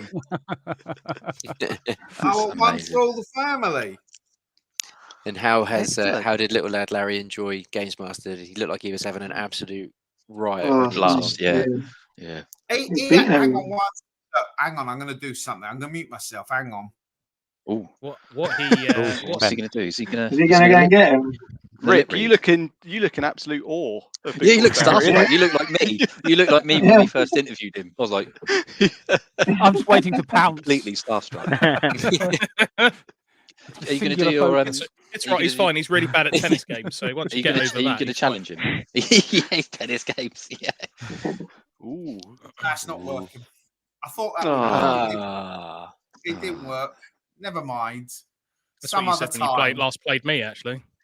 Faulty controller. It's got to be a faulty controller, surely. You It's know got what? to be. There's wow. got to be a best out of 3 coming up, Dino. There has Yeah. to be an Oh, opportunity. yeah. Yes, this exclusive. Let's see if we can orchestrate this. We can make this happen. I'd like to know, Nintendo, what are in those 2 boxes behind you? Oh, Say cotton. Oh, no, don't ask. Don't ask. Don't ask. No. Magazines. Magazines. Show him. The assortment of Which boxes one? here and the boxes that stack on the bottom there. Yes, they are all comic books. They're all comic books. Can you, Yes. can we take a look at a couple of them? Can we have some random? Can we have a random? Come on, what's in the box? What's in the box? Do we have like one or two? Talk amongst yourselves, and I shall grab grab Well, the first we've one in a got couple of boxes and see what happens. we've got a message, haven't we, that we could play for someone who can't be here, Dawbs? Yes, if I can figure out how to play it. Yeah, I'll do it. I'll press it. Here we go. Oh my word! Cool. Hi, it's Cindy here. I'm so sorry that I can't be there for your Christmas special. I hope you have an amazing show. Love you all lots. And Big Boy Barry, you are an absolute legend, mate. Congrats on an amazing year. And I'll see you all soon. Merry Christmas to you.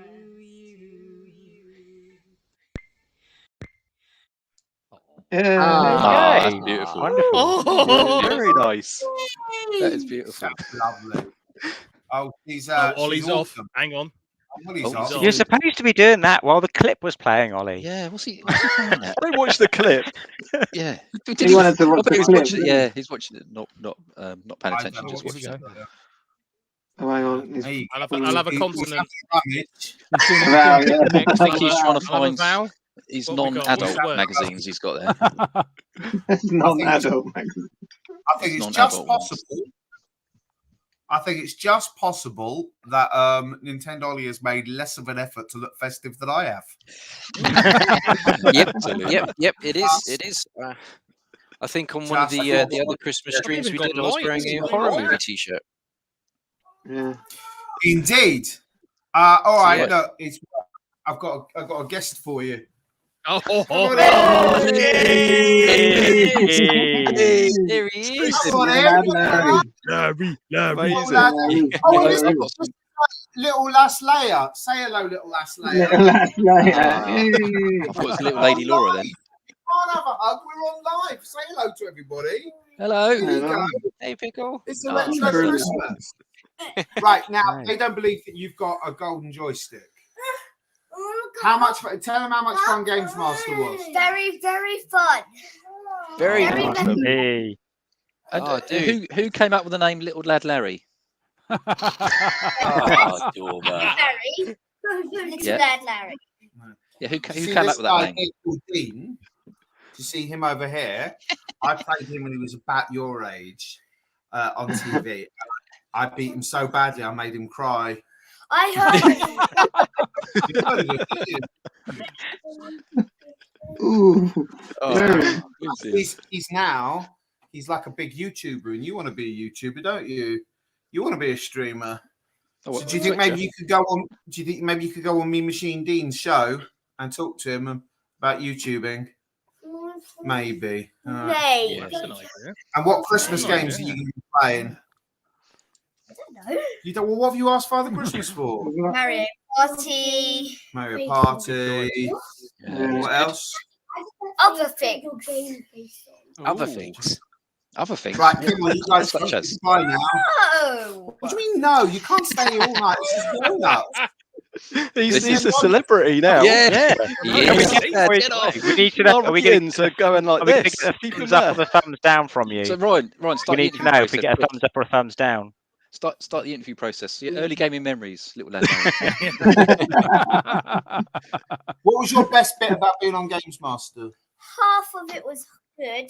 Mainly all the show was good. Yeah. But watching myself on TV was a bit... It was a bit weird. And tell them, what did you not like about it when it came out and you saw what had happened? What did they do to... They cut out most of the fun bits. They cut out most of your fun bits. That's unbelievable. Unbelievable. Welcome to show business. They even cut out the hard-worked intro. Yeah, they did. They cut out the intro, didn't they? Where we met the Games Master on that green screen, didn't we? And It was fun. It was fun. And they cut it all out, didn't they? But never mind. Maybe that'll be on the special features on the About DVD. a watermelon. Yeah, I was talking about watermelon. Okay. Okay. Triangle Face said a good thing. Little Lad Larry, I'm going to put you on solo screen.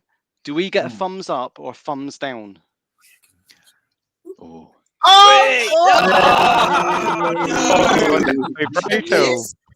Send him down. Unbelievable. Send him in that pit. Nice triangle face over there. Look at his lovely Christmas tree in the background. Go on, Oh, give got him a Christmas thumbs tree, up. yeah. Oh, wrong way. Yeah, wrong way. Thumbs up. Thumbs Lovely up. Christmas There tree. we go. Got a thumbs up. Yeah. That's There so we go. good. That's so good. And what else did you like about Games Master? You like the snacks, didn't you? Yeah, the catering table. What snacks? There's a big table full of yummy snacks. Yeah, he's just like his What dad. snacks? Episode of one of the episodes, my grandma got to come in, Yeah. and she Flush them. Did you see that? He just said, flush them. You got a message to say, flush them. But I think you got now, haven't you? What do you mean, no? we're doing a COVID test. You're doing a COVID test? Yes. Oh, wow. This is an exclusive live on air. COVID test. Looks like a COVID test. Half of it was good, half of it's bad. COVID test. Why is it safe? But little lads, I don't want a COVID test. You don't want a COVID Then test? you're gonna be. Oh, pickle. Right. I think Oh, we this is need more amazing. stuff, people. This really isn't Retro Chef. This really isn't. This is it's real. Right, go on, off you go. They're not going to go. Off you go. See you later. Yeah. Just you can have one. I can have Yeah, one we're still live. with We're me. not talking chocolates. Yeah, this is live. This is live. Live. We are live. Everybody out. Mute me. Everybody out. Bye. Bye, Larry. Larry. Larry. Night, Larry. 9 o'clock. It's 8:51 now. I'm You're not loving this, wrong. by the way. Absolutely loving it. Yeah. All right. I think, yeah, you see, Oh. you are not going to climb on me. Oh. No, you have to. Oh, someone else is here. Oh. It's not Vanilla Ice. It's Rick. Hello. The Violet Blade himself. He's bold, he's brash. He hasn't got one. Never mind. No, You haven't got your sash. I've left my sash. Oh, I left it on the come on, Flaming Queen. The ship. Amazing. Oh, dear. Bless them. I think this is genius. officially now the most people we've ever had on a stream. Yeah. I think it's. I think It is. It's the we're record. full. We are absolutely full. We're ram packed. Breaking And what a Rick, star-studded lineup. We've got Rick Rick, Waller, Me Machine Dean, Big Boy Barry, and Rick Henderson. What an amazing lineup. Thank you all for joining us. If someone had said It to sounds me, like next year's Strictly Come Dancing lineup. Well, I'm a celebrity. Yeah. I was a celebrity. I wasn't a celebrity. Yeah, no. No, It's like a spin-off show. We could make it work. oh, definitely. Yeah, I don't know about the eating challenges though. The sheep's testicle. Oh, do you know what? We I've eaten the witchetty grub, and it was it was every bit as disgusting as it looks. I've had Gross. caterpillars and monkey brains and all sorts of things in my travels. lovely. It's like Indiana So, Jones. That's yeah. for lunch. And that's for lunch. He's gone back Yeah, to. no. He's gone So back I'm to. more than happy. I'm With more than ketchup. happy to just eat rice and beans for 2 weeks. Yeah. Yeah, I would be. Yeah. Yeah. Yeah. You know, not crocodile's tail and all that. I'm not sleeping next to you. I'm just saying. Crocodile's nice actually. I've had curried crocodile, and it's really good. Bit tough, but you know, meaty. And I think we'll have to get Dawes to eat a crocodile testicle live next time. Then I think no, we're sort of Absolutely no fund chance. The show Might continues get to the go subs up. in new and interesting directions. Yeah, it's going. always. To be honest, I'm Straight- quite partial to Asda's turkey balls. Anyway, so, Are you? yeah, oh man, How many can you massive fit bag in of that balls you get. Wow. Okay. Yeah. Go, next time you go, Rick, look how many out for can their you fit in big your mouth turkey at balls. once? What's that? It's like the Malteser challenge. I said, Oh, Rick, how many can you fit in your mouth at once? Well, they dissolve quite quickly, so it'd just be a mush. I mean, we are talking about the crisp-based product and not actual turkey's balls. Oh. You wouldn't just gobble them down, though. Hey. Now that's a Christmas cracker joke, Ryan. Yeah, you should have written that one, Ryan. Sorry. I don't think the Good mighty idea. Rick Henderson ever wrote an episode of Barry's Joypad or BTV that didn't have the word gobble in it at least 6 times. It would never happen. Or swung round by the... words like that. Yeah, exactly. Or caught by the fuzz. I remember that. An episode where Leslie had to say, "Oh, I'll be caught by the fuzz now," and I said, I said that you'll be caught by the fuzz," and he said, "Oh, I'd rather be swung round by the tits," and then we had to cut that bit. What? I don't know why. No Dean, are idea. you feeling okay? Because I know, like, I'm just slowly. What do you mean? Am I feeling Yeah. okay? These Yeah. are my comrades. You know, I mean, Okay.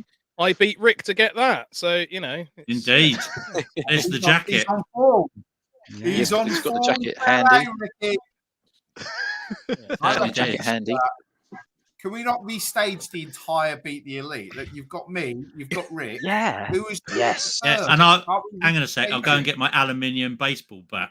it? There you go. Wow. That's a bit missing. We need to do a complete restaging. Hey, listen, gents, I love you all with all my heart, and I'd like to wish you all a Merry Christmas. I double dipped tonight, and I'm so sorry, but I've actually got people here, so I'm going to go off and enjoy a real Christmas. No I've problem. got some people downstairs, but I love you to bits. And Merry Christmas, everybody! Merry Christmas. Merry Christmas, buddy. Bye. Bye, guys. Bye. Take care. Bye. Wow. Legend. Wow. Oh, incredible. Huge. Thank God he's gone. Hopefully you won't see this. He was on form tonight, wasn't he? Wow, little lad Larry as well. Bonus guest of little lad Larry as well. So there you go. Yeah, should have. Pretty good. He was in full Big Boy Barry character tonight. It was excellent. It was, I think he always is. That's the thing. He always is. Yeah. He's like one of the always things where good it just for a sort of, laugh. it just blurs the line between character and reality, and it's just never quite know now. He is the character, definitely. I had to cut the podcast I did with him, the Games Lifer podcast I did with him, down by about an hour. I had to cut an hour out. Oh wow! Oh wow! Yeah. I didn't want to put it out as more than an hour, and we just went on and on and on. The amount of stories about San Francisco and everything, it was just crazy. It was quite easy to cut because I just cut out anything that nobody but us two would know anything about. For legal reasons. Legal reasons got cut out. Yeah. Well, put a legend in front of that. Yeah, stick a legend in front of everything, and it works, doesn't it? But no, congratulations with the podcast. It's incredible listening. I think we're all very avid listeners. So thank you very much. I love doing it. I love doing it. It's the people I've had so far have all been brilliant and unique in their own way. The latest one only came out today, and Chris Barraclough, who runs the Tech Spurt YouTube channel. I think I've plugged him about 25 times now. I think that'll do. Across multiple platforms. But it's so funny, and he is such a funny guy that I knew it was going to be a bit different to the previous two, which were a bit more sort of like an analysis on video gaming, and Chris was more about porn in bushes kind of guy. So it was it really made me laugh. I've got another very, very good one coming up in January with a developer this time. So and someone that everybody knows, and someone who has been around since year dot. So a massive name, someone I've been hugely a fan of all these years, and in fact competed in certain tournaments that he organised as well. So that's a little tease for you. But I'm looking forward to that. Yeah. That'll be in January, and some other people are already lined up for February, March, April. So it will be good. Beautiful. Have you got when's Mean Machine Dean going on? When does it get up to? March. April. Easter special. There you go. 1st of April, yeah. Yeah, we'll go for April. What we have been asking all our guests tonight, and Rick, what I answered before you both came on is your favourite Christmas gaming memory. So I don't know if Dean, you want to go first with that. I don't know if you guys have heard this story about my SNES and how I got it. I don't know if I told it on here before, but if not, I'll tell you it again. Anyway, Christmas Eve, about 11 o'clock at night, I'm in bed. I sort of get disturbed by something, and all the lights are off in the house, but there is a very small light at the bottom of the stairs. I'm going, what's that? And all I can hear is like, and like cannons exploding and all sorts of craziness. And I'm going, oh, okay. Well, either my parents are up to something very interesting or something else is going on. So I like quietly crept down the stairs, and as I turned the corner, my dad had basically broken open my present, which happened to be the Donkey Kong Country edition. Oh no, sorry, it was a Street Fighter 2 box set for the Super Nintendo, and then he'd bought Donkey Kong Country separately. And rather than waiting for me to unbox it, was just sat there playing it. So I was just staring at him for like 5 minutes, looking at him, and he saw me and went, "What are you doing out of bed?" And I was like, "Is that mine?" And he was like, "Yeah." I'm like, "What can I play?" And he was like, "No, it's not Christmas, so bugger off back." Get up. So you imagine sitting there in bed, like, I've got a Super Nintendo and I can't play it, and I've got to go back instead. Torture. So Torture. Yeah. So cheers, Dad. Love you. Dad, I hope you do. That'll be me. Yeah. Wow. That is a story. And Rick? Well, it's another present-based story. It was the year I got my ZX Spectrum for Christmas. Okay. And it's not a great story for my family because I used to be a very excitable child when it came to Christmas, and I'd always rush down at 4 o'clock in the morning or something like that. Stupid o'clock. But this year, I crept down, and I was so excited. I thought I knew what I was getting. And my nan was staying with us as well. I crept down and I opened, and I even got my sister up, so it wasn't just my fault. But I opened all the presents before anybody had got up. And literally, and literally everything was open. Wow! Just completely decimated the living room. And I had a ZX Spectrum. And my nan had bought me the printer that goes with it. And this is the bit where my family got their own back in the fact that my nan had left the box that the printer comes in next to the radiator. And I don't know if you remember this, but ZX Spectrum printer paper was heat sensitive. So it was silver. It was silver, and the way that the printer worked is it used heat to put the words onto the paper. And it looked like a tube of toilet roll, to be honest. It was really quite small, and it sort of like just thing up. And of course, got it out of the box, and it was black. No, the paper was completely ruined. So they kind of got receipts. Yeah. And also, I then got some new paper and I never used it, not one. Never. Who would? Who would? You got ZX Spectrum in the world of Mastertronic cheap games to go with. Who'd ever use a cheap, natty little printer that looked like you're in a shop on a checkout?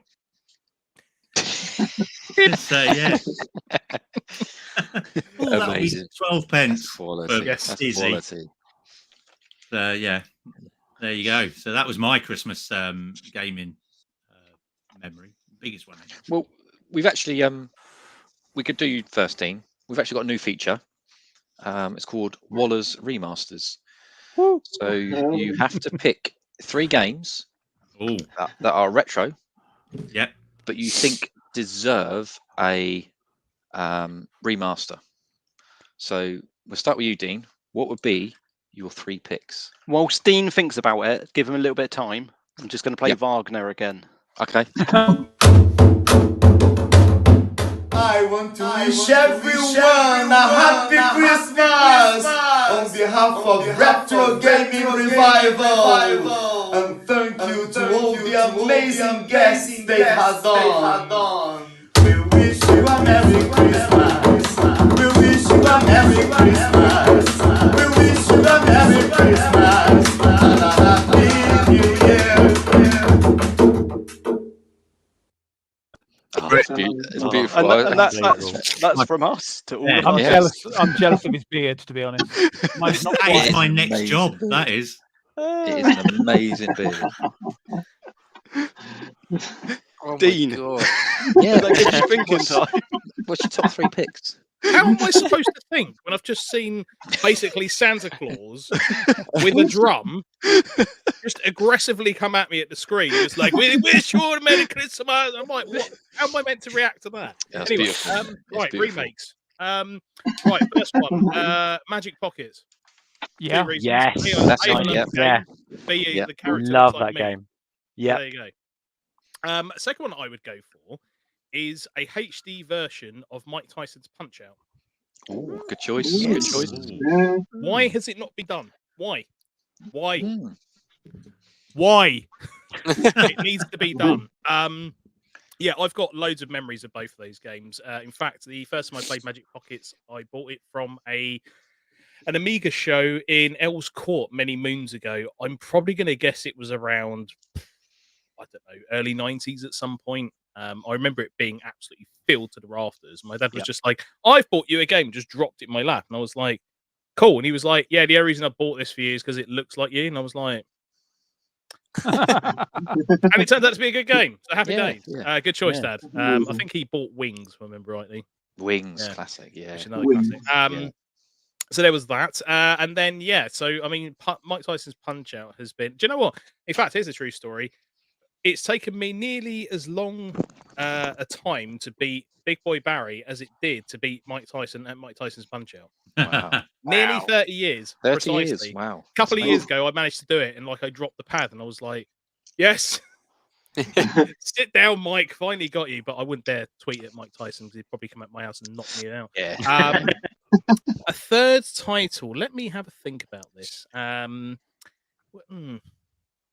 is a tough one, actually. I feel like it should be a point and click game. Monkey Island. Which is the one you've been playing recently? Oh yes, with the detective. The one on the PlayStation that you said there was a patch for, because that game's been phenomenal.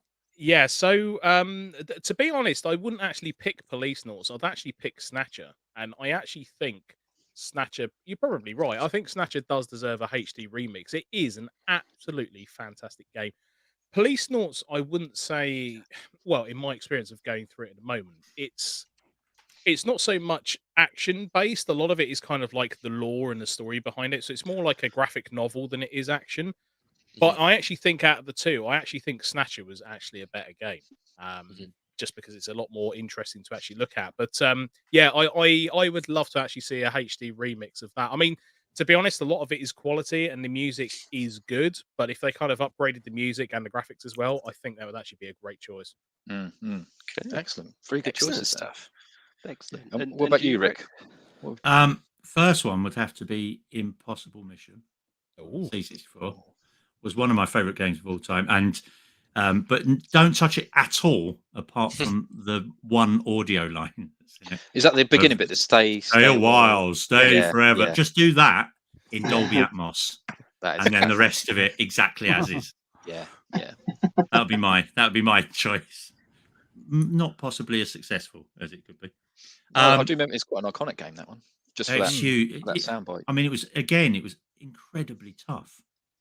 That's the thing, and I was talking about this on with Chris on my on Games Life, and we were saying that the thing about games, the ZX Spectrum and Commodore 64 days, certainly as we went into the NES, were so hard, were so pixel perfect, and Impossible Mission was equally as was probably more tough purely because every room looked the same, so it was very confusing as to try and get in your head when the map of the layout. And when you had to go back into a room to then get back through, then it could get very confusing. But still a brilliant game. Up there for me with World Games, which was another one. And I would put that down, but I've got two others that I'd rather. Last Ninja 3. The only game that I have ever scored 100% in a review. Last Ninja 3. And it was mainly because it was the last ever issue of Your Commodore, or at least we thought it would be. Then someone bought it, and we ended up going with it and going, "Oh damn, we really ruined the review system now." We thought it was going to be the last ever issue. Last Ninja 3 was on the cover. We thought, and genuinely, I'd never seen anything like it. Certainly at that time on that kind of hardware. And I would love to see a Last Ninja 3 remake with. Not really mucked about much, not like a proper 3D adventure game, not like a new Last Ninja game, but genuinely just better graphics and better put together. Wow. And the last one is Jamalami.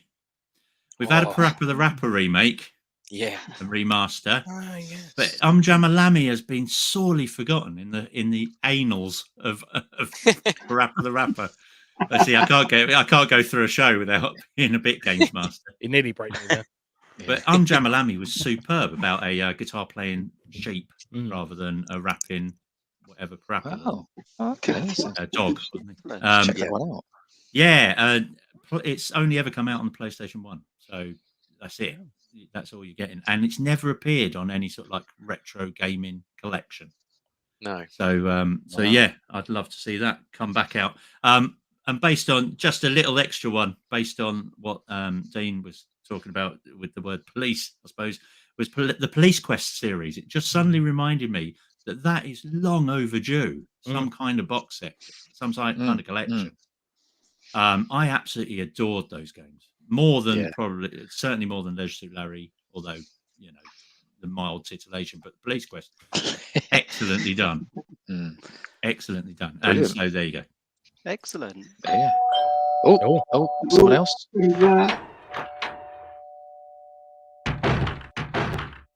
Oh! Games animal. Oh my God. Games animal. Wow. Amazing. Amazing. Yes. Merry Yes. Christmas, everybody. Merry Christmas. Christmas. Merry Merry Christmas. Or should that be a Perry Christmas in true Alan Partridge style? I like that. Merry Christmas. Yeah. How are we doing, Dave? You all good? Good, thank you. Yeah, good.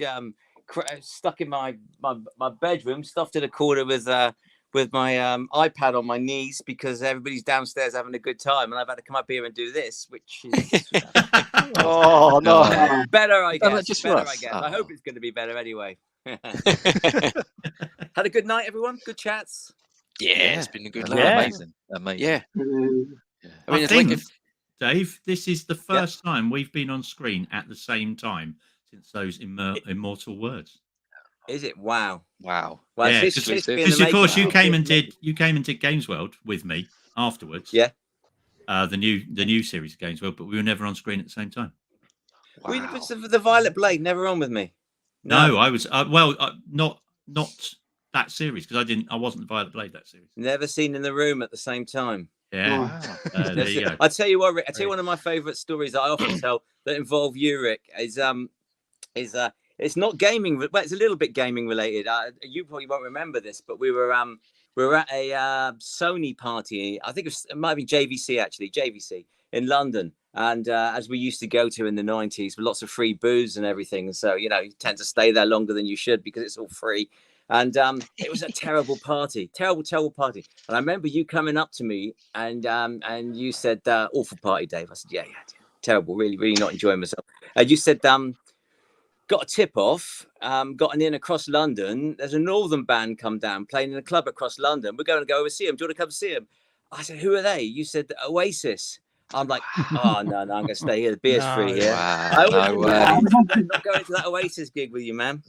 I was a trendsetter. Still love them to this day. Yeah, Still love them to this day. I've been a massive fan ever since. I've got a similar story in the fact that it was, and again, mildly games related. It was only the second ever E3, and I was out in Atlanta, and I don't think you were there, Dave, but I think I was with Nick Walkland, who's a friend of ours, was a staff member of yours. Nicky knew. And we had arrived a day early, and we were driving in a taxi, and it said on the side of a pub, basically, it said the UK Charlatans. And we said, we've got nothing to do tonight. Let's see what they're like, thinking it would be a cover version band. Oh, I thought you meant they were saying that about well, you. we thought it would be a cover version band. So we went back that night, dumped all our stuff off in the hotel, went back that night. It was the Charlatans. We were the only two people at the gig, and we ended up drinking with them afterwards. That's amazing. Marvelous. That's crazy. Absolutely mad. I remember going to Sony parties in Atlanta and LA, and the Foo Fighters were the house band. Yeah, just like, crazy, isn't it? They're just the band they paid to be there for the night on the stage playing, and I fucking hated the Foo Fighters each time I left. I get people coming into my studio now. They're going, "Oh, we're hoping to get tickets for the Foo Fighters for next year. For £200 a ticket." I'm like, "What? Fuck." I've seen them and I've walked out. Has not improved. Oh, my music taste has not improved from the days I told Games Master on season 2 to hire the Pasadenas because I'd never heard of Take That. Pasadenas were in the charts. I said, "Who the fuck could Take That? Get the Take That? Who?" I'll take that one as good taste, not bad taste. Though. Yeah. As awful as Take That's music is, from various interviews that you seem to, predominantly with bloody Gary Barlow, they seem to be able to take a joke. So I'm presuming that they must have been half decent when they were on Games Master, or were they just absolute knobs? Was he not? Good bunch of lads. Absolutely brilliant. Do you say they were knobs? Robbie Williams. Robbie Williams was. The rest were lovely. I thought Robbie Williams. I mean, he was stood there sucking on a dummy in dungarees. You know, I mean, come on, you got to get some credit for that. I remember doing that show, and I remember that they obviously ignored me and went for take that. And I remember around about midday, 12 o'clock, 1 o'clock, lots of young girls in miniskirts started showing up, and more girls were turning up at the what was the old waterworks or whatever it was we were shooting in season 2, which was a lovely venue. And there was girls and girls and girls. Now, I always said that the big disappointment with those years for me as a young man probably was that my fan base was always 14-year-old boys. Do you know what I mean? You never got a female fan base doing video game shows, but we had all these pretty girls start showing up, and we were like, "What's this all about?" And then the guys showed up, and that was just an indication of how big they were going to be, because at the time they were still very small potatoes. But it was the first time I remember girls coming in any number to a Games Master shoot. And we loved it. Probably last time as well, wasn't it? It was the last time. Yeah, it was the last time. I remember them being nice guys. They were good fun, because at the time, I guess, they were quite hungry, and they wanted to be famous, and so they were no more famous than we were, if you like, so because they were just on the bottom of the ladder coming up, and we were the TV show that was giving them opportunities. So they were quite humble. But I'd agree with you. Seeing them later on. I mean, Rick's possibly met them professionally later on in their careers than I have. And but they always come across as being pretty good guys. Yeah, now they are. No, I only meant about the Robbie sucking his dummy all the time and trying to be the cool one. He's Robbie. Yeah, he's got a bit eccentric, isn't he? But now they're they're lovely fellas. Yeah. Really nice. Oh my god! Just wow! It's like we have the full panel. Because this is the most the most people we've ever had on a stream. I kind of feel like we need to just take stock of who we've got here. This is insane. Yeah, like, I'm pretty speechless. If we'd said this time last year when we were thinking, oh, should we just give this YouTube thing a go and just have a chat, see who wants to come? If this was going to be where we'd be the following year, I think I'd have laughed at me pretty hard, actually. So I'm just taking this in right now. This is pretty damn fucking cool. I think that maybe, apart from obviously the fact that retro gaming has become more important over the last couple of years, it's really had a really nice resurgence, which has made all us retro gamers a little bit more popular than we might have been. I think that maybe the pandemic as well has kind of opened up this whole, video screen, sitting in your bedroom chatting sort of thing. I think it's people are more willing to do it now than they used to be. Maybe it's become more the norm, hasn't it? Yeah, totally. Absolutely got me off my ass to do my stuff. So yeah, no, I haven't. I've been planning a podcast for 5 years. Only just started one. So I saw you got that. Yeah, I love the title, man. It's a good title. Well, let's hope that you're on it very soon. Yeah. Yeah, I'll do it. I will. Oh, exclusive! Oh, yeah, exclusive! Yes. No, it'd be a great one. Yeah, be a good one. Look at that. RGR bringing people together. Two guests. You two must have some incredible stories. Very many stories, very few that could be told. very few. Absolutely. I mean, the thing that people don't realize, I think, or maybe we don't realize, because we were a part of gaming during that boom in the 90s, and it was a boom. It was I still consider it and we call it as a youth phenomenon. Do you know what I mean? Because I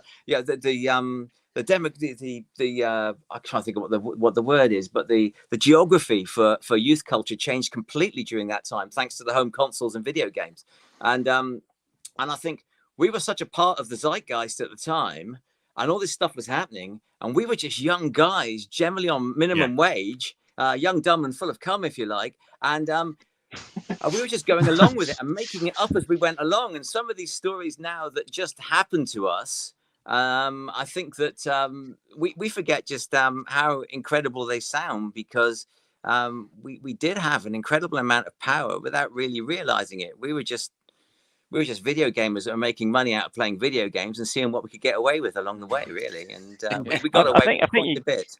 I think you guys helped make gaming cool, because when I was a kid, I first got into gaming. The cool kids weren't into gaming; they were the nerds and the geeks and stuff. Excuse me. Got pushed. What? Go on. Voted most popular boy at school every year. Well, there you go. But we were also lucky. Speaking from personal That experience, was a shit school. It was an all boys school. I was the only kid. I was homeschooled. We were also really, really lucky that the PlayStation 1 came along. during our time. Yeah. And because all of a sudden, because we'd gone from being very cool at the sort of like at that niche level to being really cool at a sort of mass consumer level within the space of just a few years.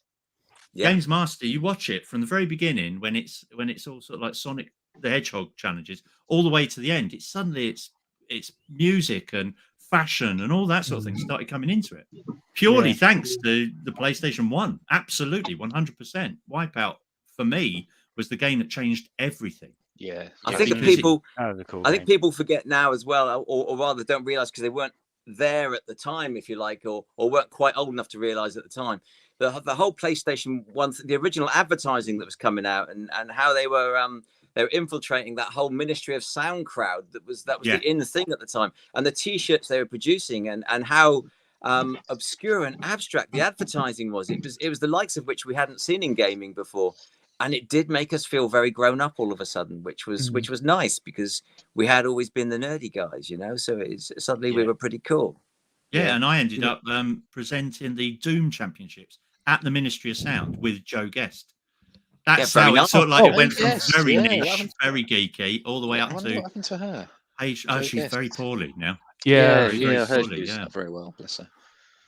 Yeah, so you know. I used to travel all over the country doing like midnight challenges in nightclubs and things, and you know they were always really, really popular. They come from nowhere, didn't it? I mean, it just suddenly became a thing, and you know, people of a certain age who normally wouldn't be seen on a video game suddenly were leaving their girlfriends at the bar to go and get on stage and take someone on Ridge Racer or something. You know, it was brill. Loved it. Yeah. And free drinks. I think partly as well, it's because, and Dave, I'm sure will agree, is we didn't talk down to people. No. We were a kids show that didn't talk down to children. We stayed at our level. We were, to be honest, we were all in our mid-20s and having the time of our lives. So we just carried on that on screen. Yeah. So, you know, and people kind of subscribed to it. Then kids sort of like might have had to ask their dad what a rim job was, but hang on, let me just Google that quick. Hang on. I wouldn't. Incognito, mate. Be safe. But I think that's where it came from, and I think we very successfully rode it because we just enjoyed it ourselves, and we stopped when we stopped enjoying it. That's pretty much when it stopped. Yeah, it stopped very suddenly, didn't it? Yeah, gaming TV, and we did, and the 97, 98, it had suddenly not become fun anymore. And and we were all sort of like looking for the next best thing. And unfortunately, I then spent 3 years going to different TV companies, trying to launch video games TV shows, and just without really wanting to. So like Bleeding Thumbs at the BBC, which would have come out in 1999, I think. They just didn't get the point. You know what I mean? It was like it's BBC trying to put BBC production values on what we had bottled. That genie we had managed to bottle for Games Master. BBC saying, right, we want that. We want it wrapped up in the BBC's own tin foil. And you're going, that's not going to work, and it didn't. It really didn't.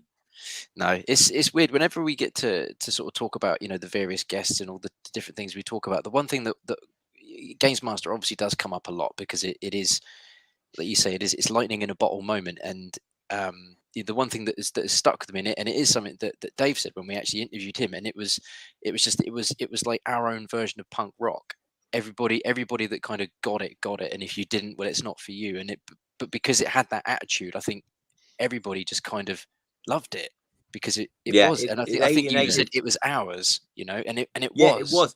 It was one of the last things that put a divide between parents and children, parents and kids, if you like, or teenagers. It was the last time that the kids went off to their bedrooms, other than the obvious, and disappeared for hours on end. Doing something because the parents knew what the other thing was. They didn't understand. Parents were threatened by video games and threatened by the amount of time their kids were spending on them, and they couldn't step into it. So it was like the last punk rock because it was ours, and step aside parents because they just didn't get it. Now I don't know where we are now because now the parents get it. It's so.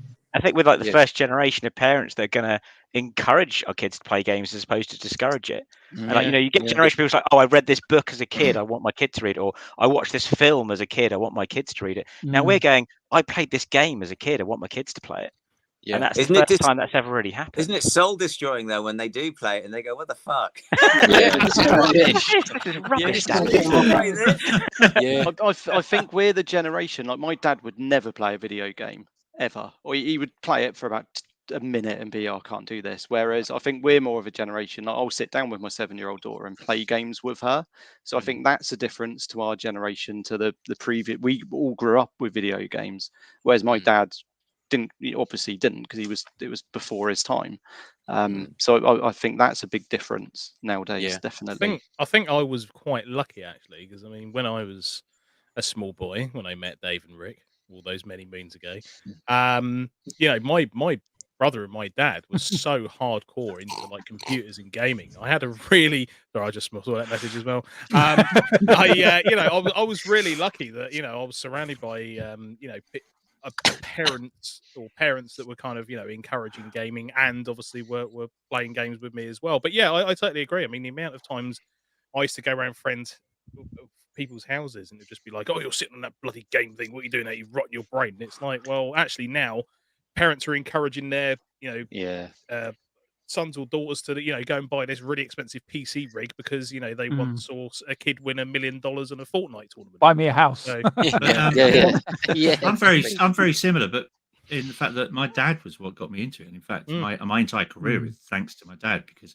he bought a Sharp MZ80K computer back in early 1970s. Bought an Atari VCS. He was the one that finished Space Invaders, including the invisible levels at the end. Wow. He still to this day, at the age of 78, finishes every Tomb Raider game.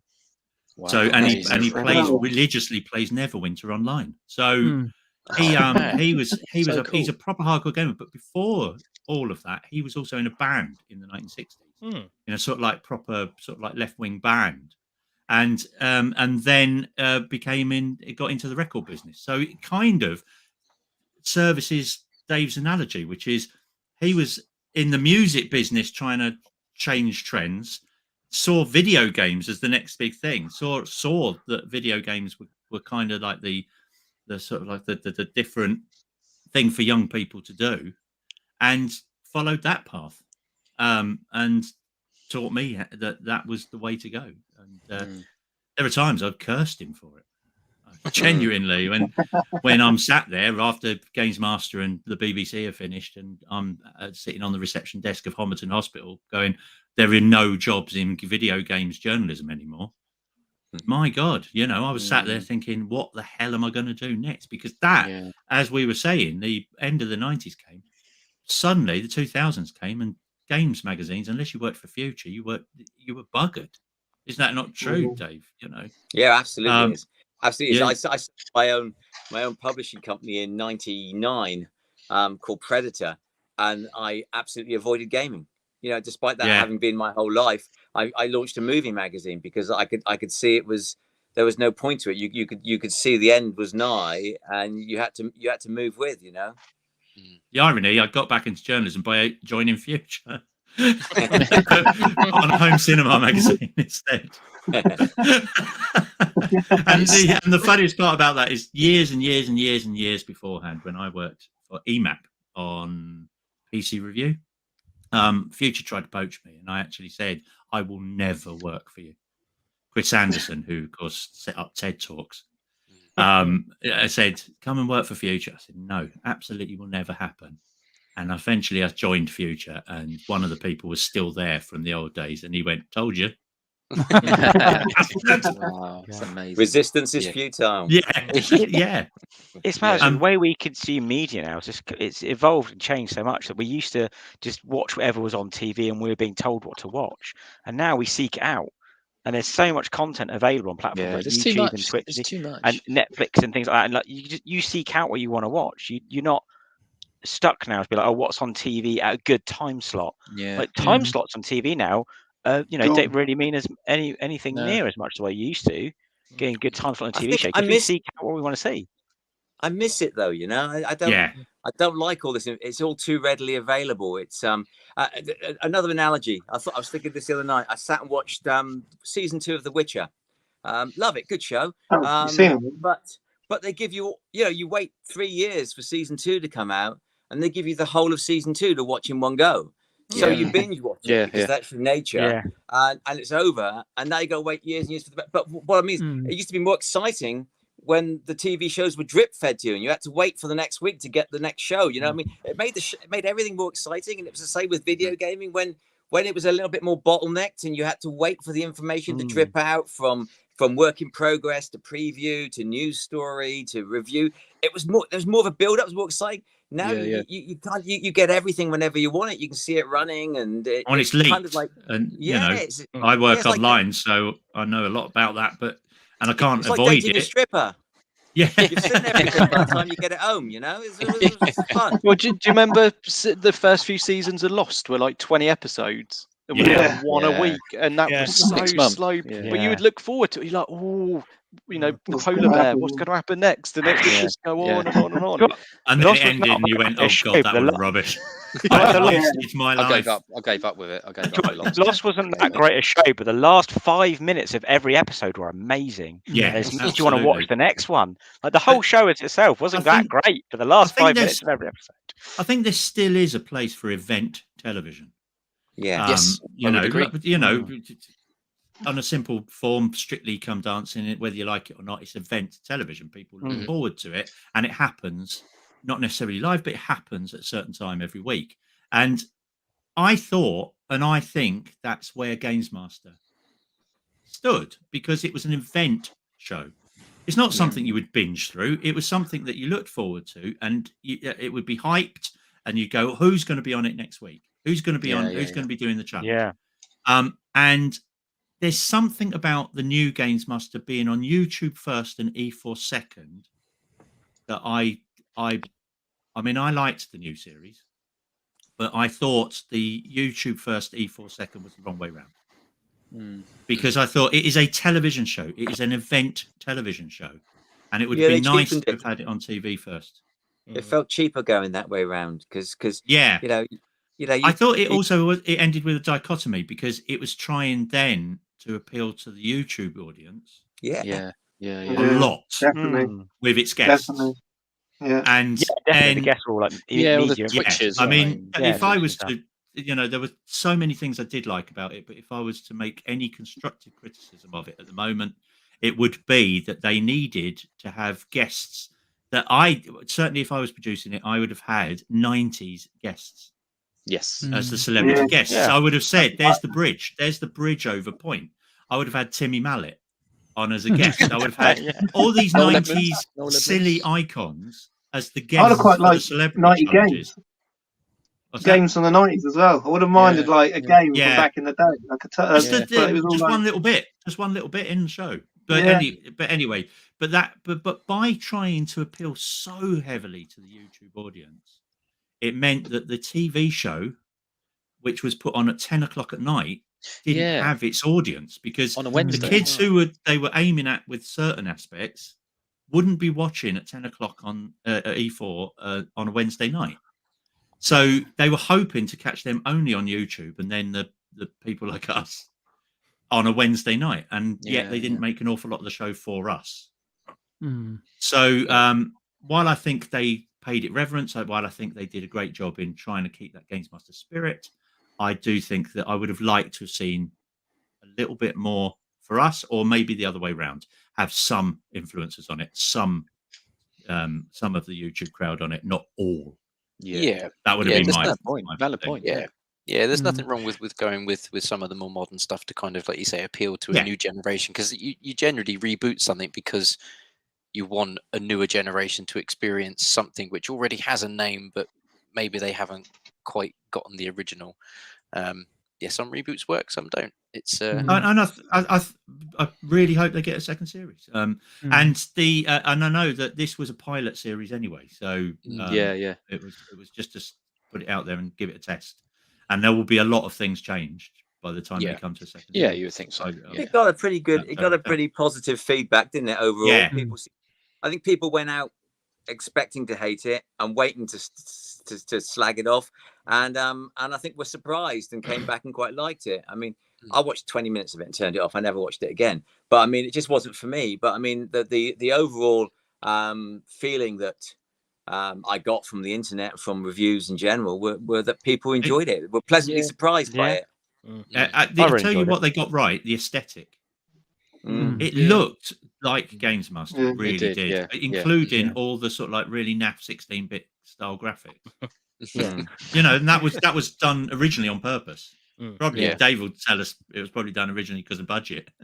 Yeah, it was. What a good choice. Trevor McDonald was they.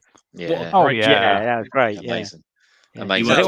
When we had Stevie Ward on with us a few weeks back, we talked about it, and for me, when you remake something, there's a real fine line between if you change too much, you think, well, why don't we just make something different?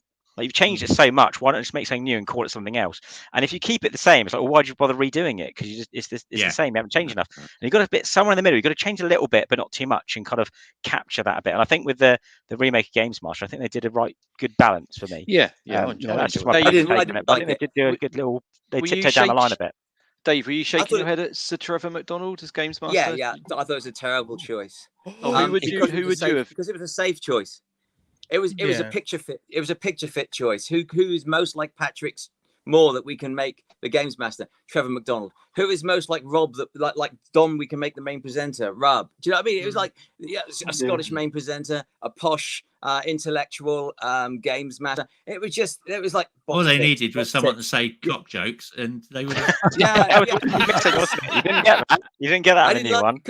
The original thing with Games Master, when we first put it together all those years ago, was we didn't know what we were doing. So we were breaking down boundaries. We were trying things. We were seeing what we could get away with. And we had these brilliant creative minds on the show, like Cameron McAllister and Adam Peters and James Hewland. And they were just coming up with these great ideas. And we were just coming up, it was just wacky stuff. Let's try this. See if we can get away with this. Do this. What if we did this? Could we do this? But the new Games Master just was kind of a photo fit of the old Games Master. It was like they're going, oh, they did that, so we better do that. And they've done that, so we better do that as well. It's like, where's the risk?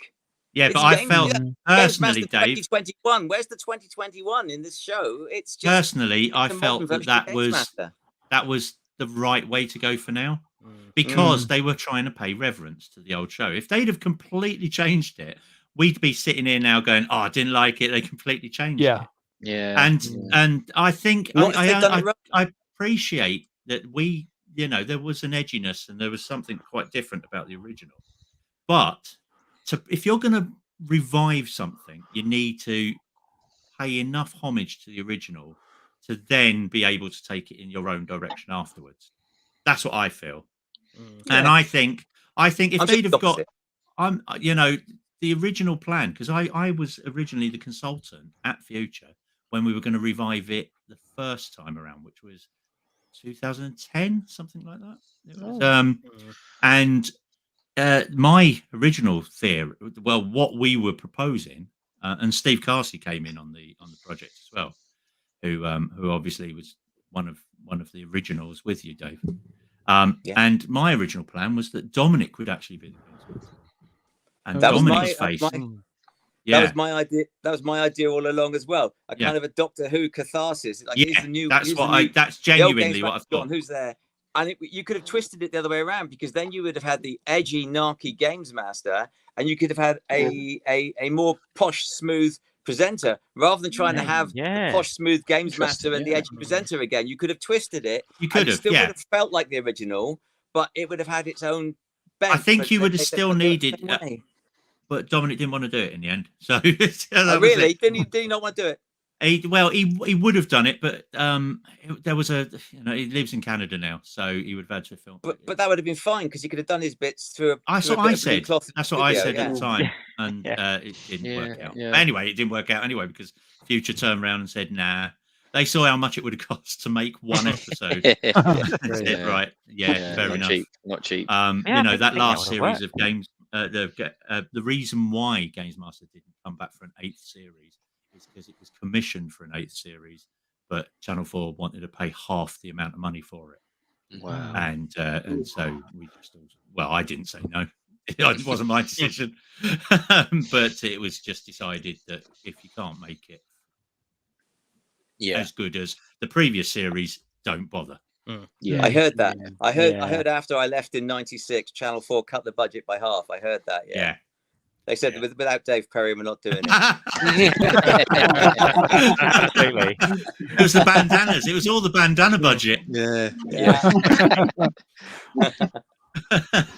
Man, it's one of those shows that I think I genuinely think in another 20 years, when gaming is taken on its next form and it's whatever gaming is going to be in 20 years, I still think there is going to be this pocket of gaming culture that is still going to be talking about Games Master, and I genuinely believe that. I think it's going to become, well, it already is. It's a legendary TV show that we all grew up on, and I just think because it's never been done again since quite like it was, and I don't think it ever will be.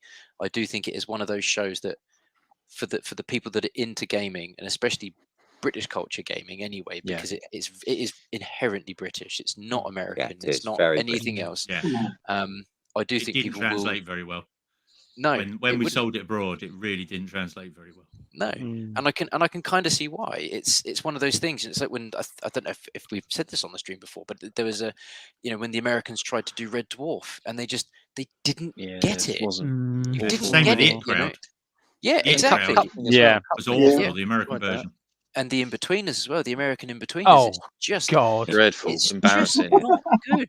And Awful. the reason it's not good is because the comedy and the writing was just us. It was so British, and I feel that is Games Master. Games Master is a British game show written by British gamers with British gamers, and I do think, in another 20 years' time, people will still be talking about it because it's totally. It is a lightning in a bottle TV show.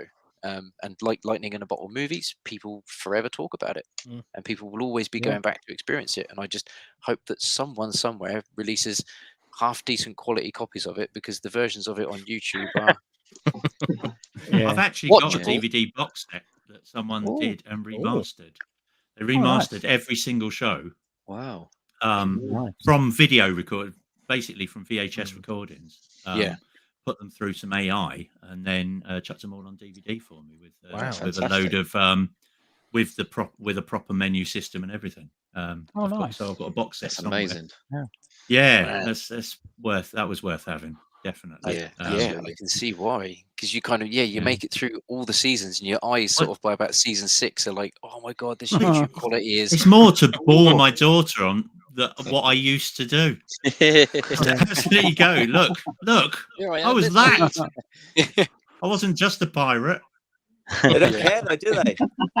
My daughter doesn't care. Go on. Sorry, the other thing that that I think made a difference for me with the new Games Master and the old Games Master is there are some small technical things that people don't really realise that happens when you're making games television, and that is you have to ensure that the game is easy to understand for the audience. Now, in the first episode of the new Games Master, they had was it Call of Duty? Mario. Was it Call of Duty? Yeah, they did that. Call of Duty thing. Now, Bleeding Thumbs, the one I mentioned earlier, the BBC show that I worked on, it ended with a massive skirmish in Unreal. I can't remember which one, but one of the Unreal games FPSs, and you couldn't tell what was going on. No commentator could commentate on it. You didn't have a Scooby, and if you didn't have a Scooby, knowing what challenge they were doing, there's no way the audience will. Now, I thought that challenge didn't work for that reason. I didn't have a clue what was going on. You can't see where the players are on the map. You don't know where they are in relation to the enemies. You don't know. All you know is run, gun, shooty, dead. Yeah. And you go, oh, I don't know what happened, but they're both dead. Yeah. Now, we were at real pains to ensure that every single game we chose for Games Master and Games World was easy to understand for the audience and easy to commentate on. Dave will also know that. Like perfect games, beat 'em ups. One player starts on one side of the screen, another player starts on the other side of the screen. You can have a picture above one, you can have a picture above the other with their health bars. That's it. There's no confusion. It's very simple. Another one, FIFA. Perfectly simple. Everybody knows the rules of football anyway, even if they don't like it. Tennis. The amount of Super Smash tennis games we played on Games World, because it's easy to understand. Now, that if you're making games television, you have to abide by those rules. You have to remember that the audience aren't going to be sitting there watching a 1 hour Doom match like they would on Twitch. You know, the audience who are desperately into a big FPS will watch an hour or 2 hours of it on Twitch. But if you're going to cut that down to a 2-minute challenge, your audience isn't going to understand what the hell's going on, even if they know the game. It's true. So, it's totally true. So there is another tip that I would give the people who made the games. I'll tell you a funny story. Recently, well, not recently, a couple of years ago, I went and did first time I'd done anything since I left the games industry in '98. I went back and did some guest speaking at Retro Revival for Craig Turner up in Walsall, and it was very well received, and I was very surprised because I always thought I was pretty much hated. So to the fact that everyone was pleased to see me was great. So I went on the stage where they were having big games challenges on the screen, and I was having a good day, and I had my bandana in my bag, so I put my bandana on, came out from behind the screen.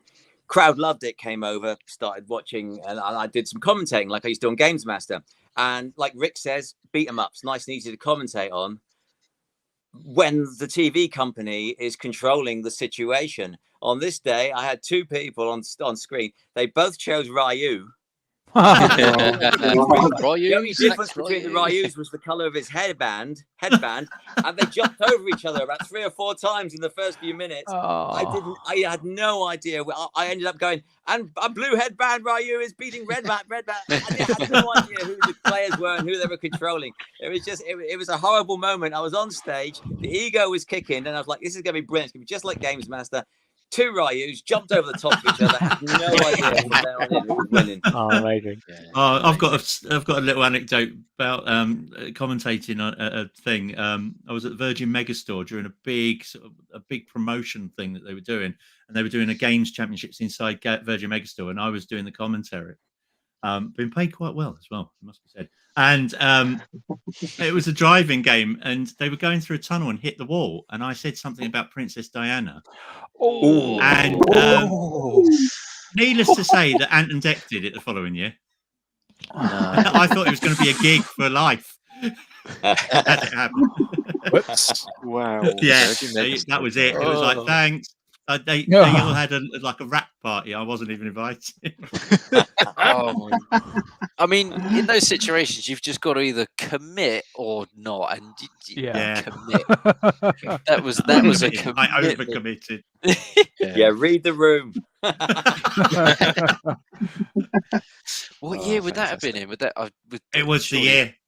It was the year. Wow, was it? Oh, it was actually the year. Oh, yeah. Too soon. Oh, far too soon. Brave. That was my man. Yeah. Brave man. Our Christmas specials took a dark turn all of a sudden. See, at least it went down very badly. Was it at least Banksy waited until last year to do his Disneyland's feature with the Diana bit? I mean, that was what was that, like maybe 30 years? Well, I didn't say Diana. I more said sort of like the paparazzi must have been chasing him. It was a reference. It was enough. Yeah. It's too late to step backwards now, isn't it? Yeah. It's on record. That's what I thought then. Yeah. God, I've done it again. to really get into Games Master, one thing I really love from the original Games Master, it won't work today because it's changed in gaming. It's one thing I don't like about modern games is the consultation zone. Is that used to be a brilliant bit as a fan watching, because that's where you learn how to do these tips and cheats and things like that. Now you can just look stuff up online. There's no, it's really accessible, which is some ways is good, but it also means that things like point and click adventures I find are not as good now because it's too easy just to look up the answers. But the way you unlock, like I love beat 'em up games, and I used to love playing a beat 'em up game, beating the game, and unlocking a new character. And now to unlock a new character, you buy them.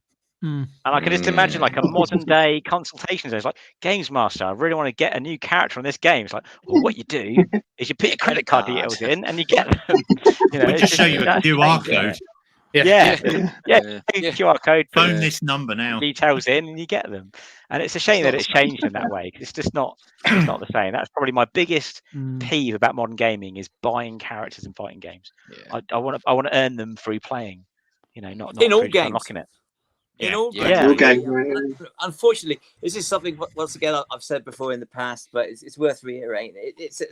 We used to have the power because the games companies had to produce a finished game, and the finished game had to be good enough that it would get good reviews in the press, and that we'd go out and buy it. And when we went to the shop and we gave them our 50 quid or 40 quid or whatever it was, okay, you went home with a finished game. Everything you needed was in that game.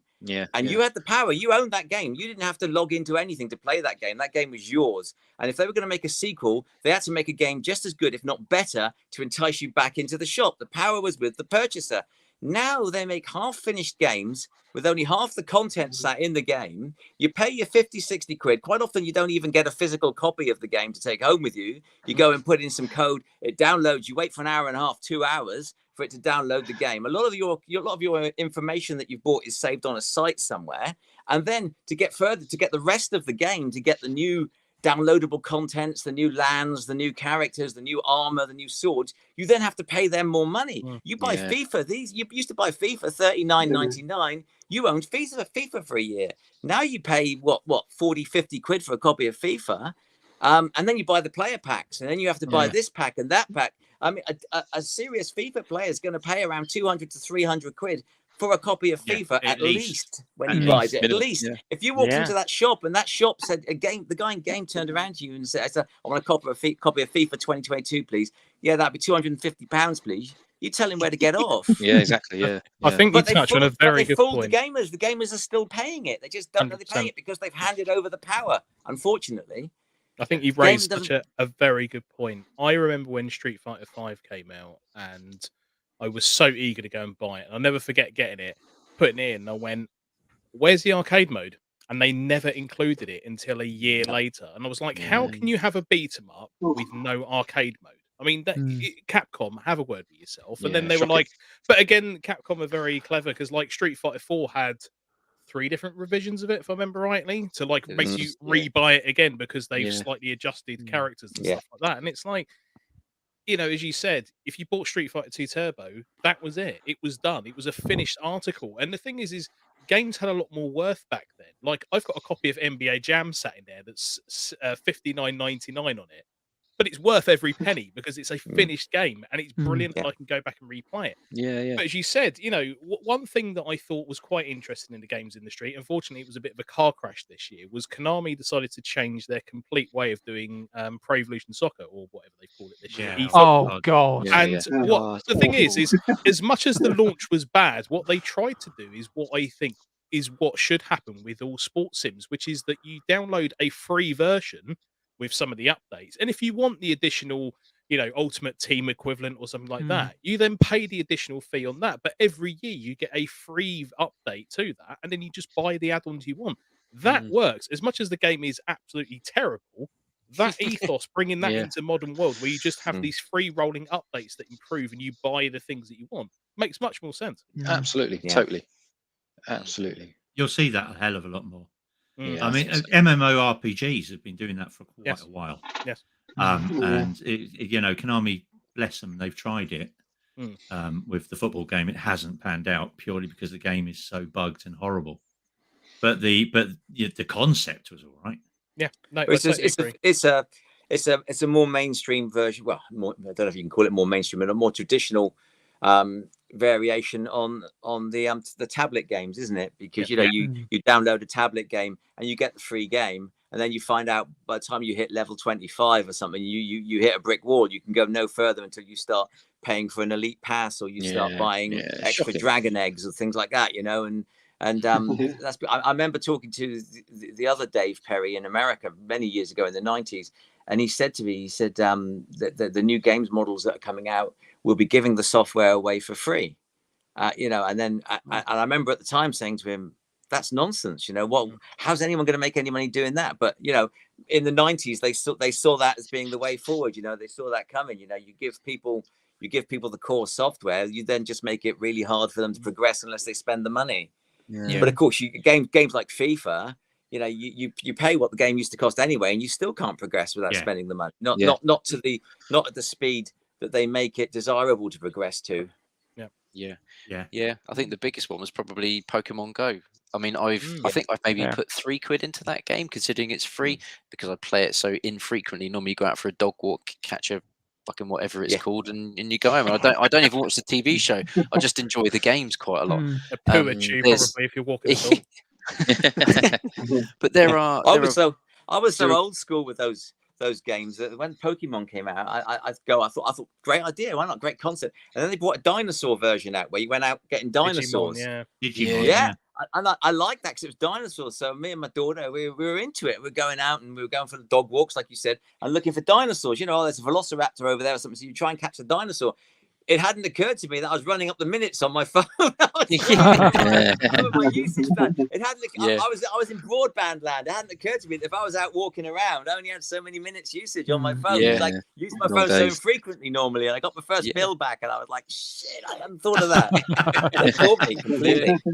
But it's like you're saying, it's very clever that these companies do that, because there are pockets of people that go out, you know, religiously and play Pokemon all the time, and you only get something like one pass to take part in a raid to get like a super legendary, whatever they're called, and you only get like one pass a day per whatever it is. So if there are people going out and playing it, you know, like at a weekend where they'll do groups of people go out and play it, you know, they might pump, I don't know, 10-15 quid into it Saturday and Sunday. And you just think that's a free game. But these people there's this hardcore pocket of people that will chuck that in regularly. And then the people that maybe play it infrequently, who might just kind of go, oh, I can't be asked to go and do whatever it is I need to do to get some new Pokeballs because I've run out. Or I'll just chuck £3 on it because that gives me 200. And that sounds like a good deal. There you go, chuck that on it. And it's the easiest way, I think, to make money, that business model. Make the game playable completely for free, but then if people it genuinely is playable for free, isn't it? Like, I don't spend a lot of money on 100%. Pokemon Go, but I will occasionally play it. And when it first came out, I played it quite a lot, and I didn't spend any money on it. But they made millions that first weekend. They made loads of money that first weekend it came out. It feeds on your human desire for instant gratification, if you like, you know, because you get that buzz, but all of a sudden you get that instant bit of progress, and you're getting somewhere.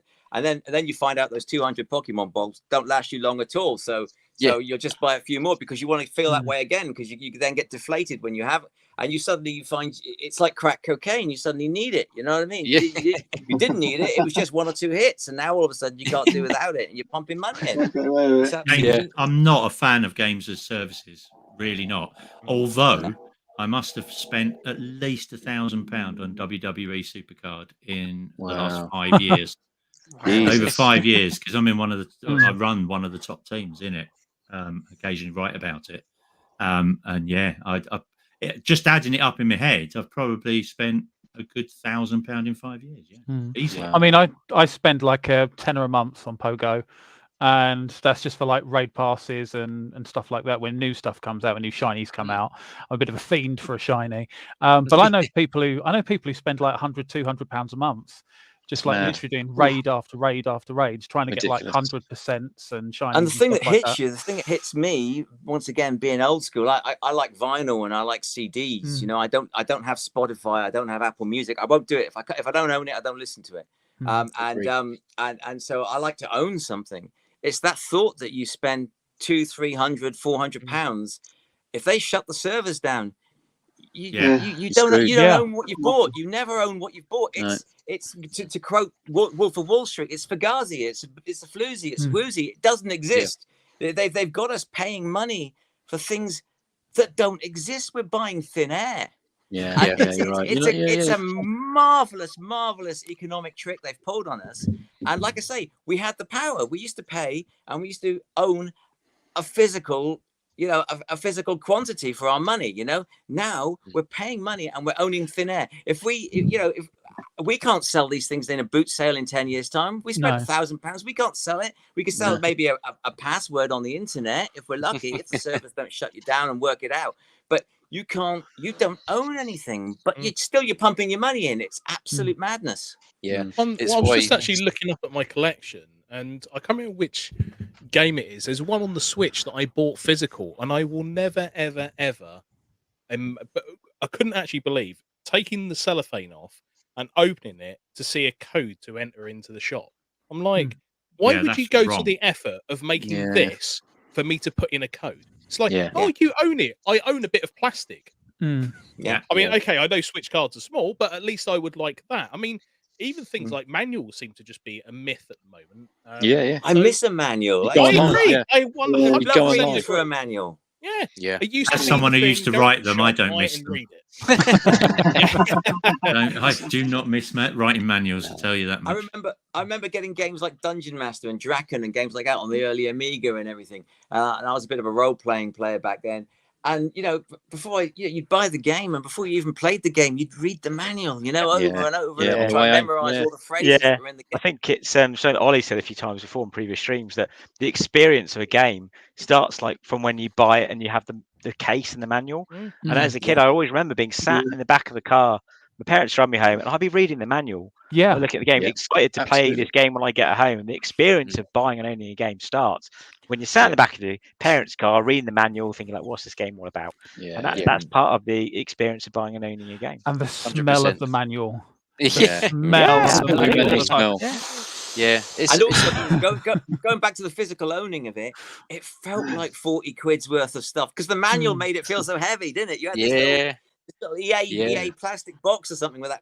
There was EA manuals with all the different languages in and everything, and it just felt solid. It felt like a 50 quid product. Just all physical media for me is that I can't. I mean, you can see I've just got tons of movies, and there's like I think I said on a stream the other week, I'm buying 4K versions of fucking The Fog, They Live, because I like physical media. I like it, I love it, I'm never gonna not have it. There's the odd game that I have digital because there is no physical, but ultimately if there is a physical version of the game, I will get it because I like Dave says, I like to own it. It's physically there. I've got it in my hands. That's mine. And sometimes that's to my detriment, especially with games like Firewatch, which I came to that game so late to the party. And one of my friends, Simon, said, I just finished Life is Strange. I was like, I really would like another big emotional driven game. And have you played Firewatch? Nope. So get that. It's like £8 on the PS Store. Bugger, is it one of these digital only games? Went online, saw that Limited Run had done a physical version of it the year before, which is never great to come to Limited Run a year after. And the cheapest one I could find on eBay was £60. And it's like, wow. Well, and just dump £60 in a game that could have been absolute bollocks.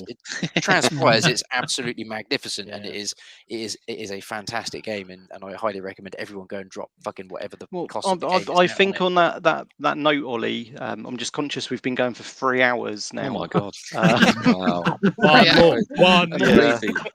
So what I'm going to do, I'm going to finish slightly differently this time. So we'll let one guest go at a time, so we can wish them all Merry Christmas and good wishes. So Dave, I got to walk a dog, so can I go first?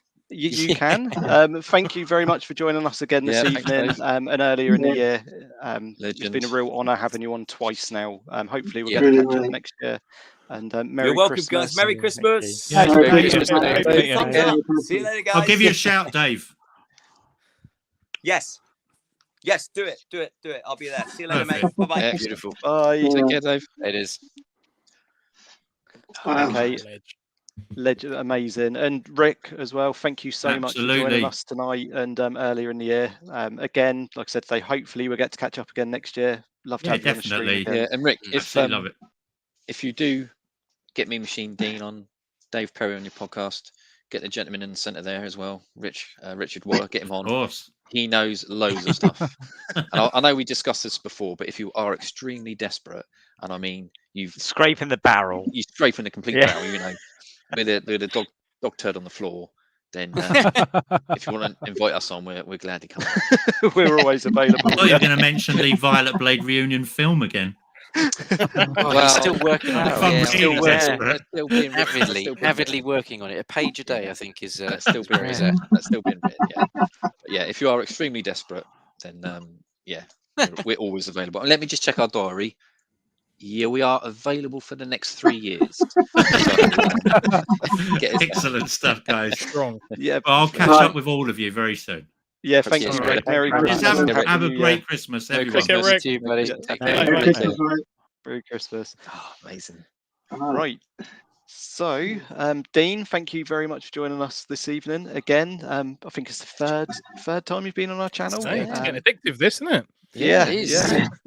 Always good to have you, Dean. Always good to have Yeah, you. definitely. No, likewise. And, honestly, it's been a pleasure, and it's been amazing to see how you guys have started from nothing and grown into this really strong powerhouse. And I think this time next year it's going to be really something special. So to be at the start of this is something really special. So all I can wish you is very, very happy Christmas, a great new year, and please, please, please, everybody stay safe. And hopefully I will see you all in the new year. But from me, Machine D, I'm signing out.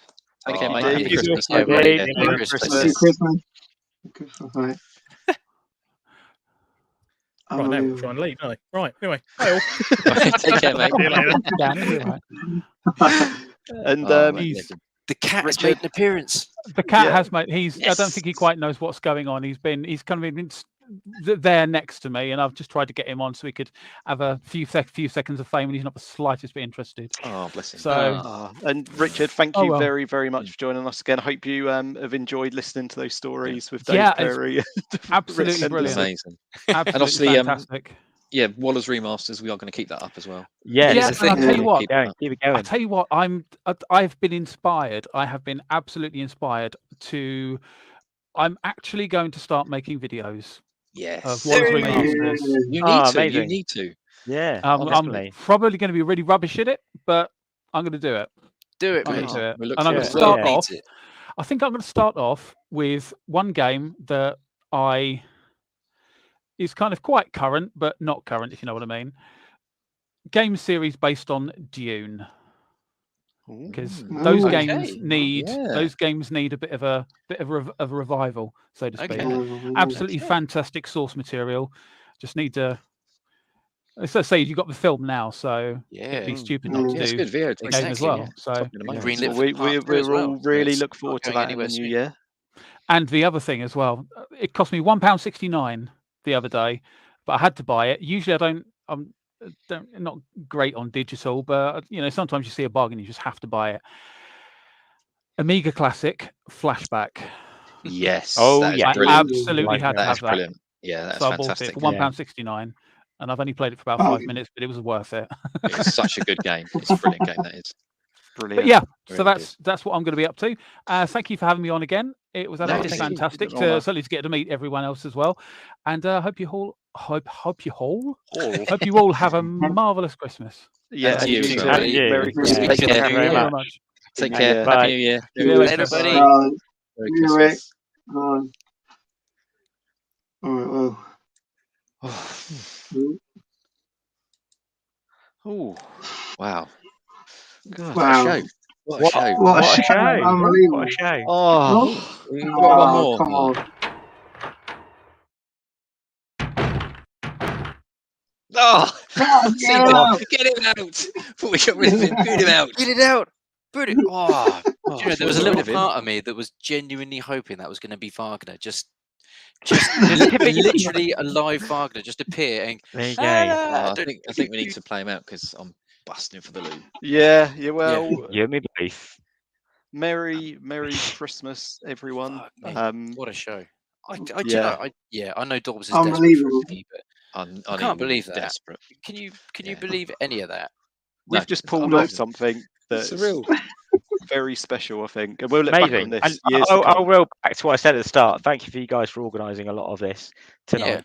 Yeah. We've all been, you, and especially for me, because you guys invited me in after you started. I started watching guys from day one, and you brought me in, and you've made me feel very welcome, and you brought me in as, and I feel like you allowed me to participate in a lot of this in a dude, thank you so much. Dude, you are retro gaming revival. Dude, this is retro gaming revival. Yeah, very emotional. I feel very emotional. This is us. Yeah. This is so. It's been great. It's been a brilliant time. So thank you so much. It has been. It's been a great year, and next year we've got big things planned.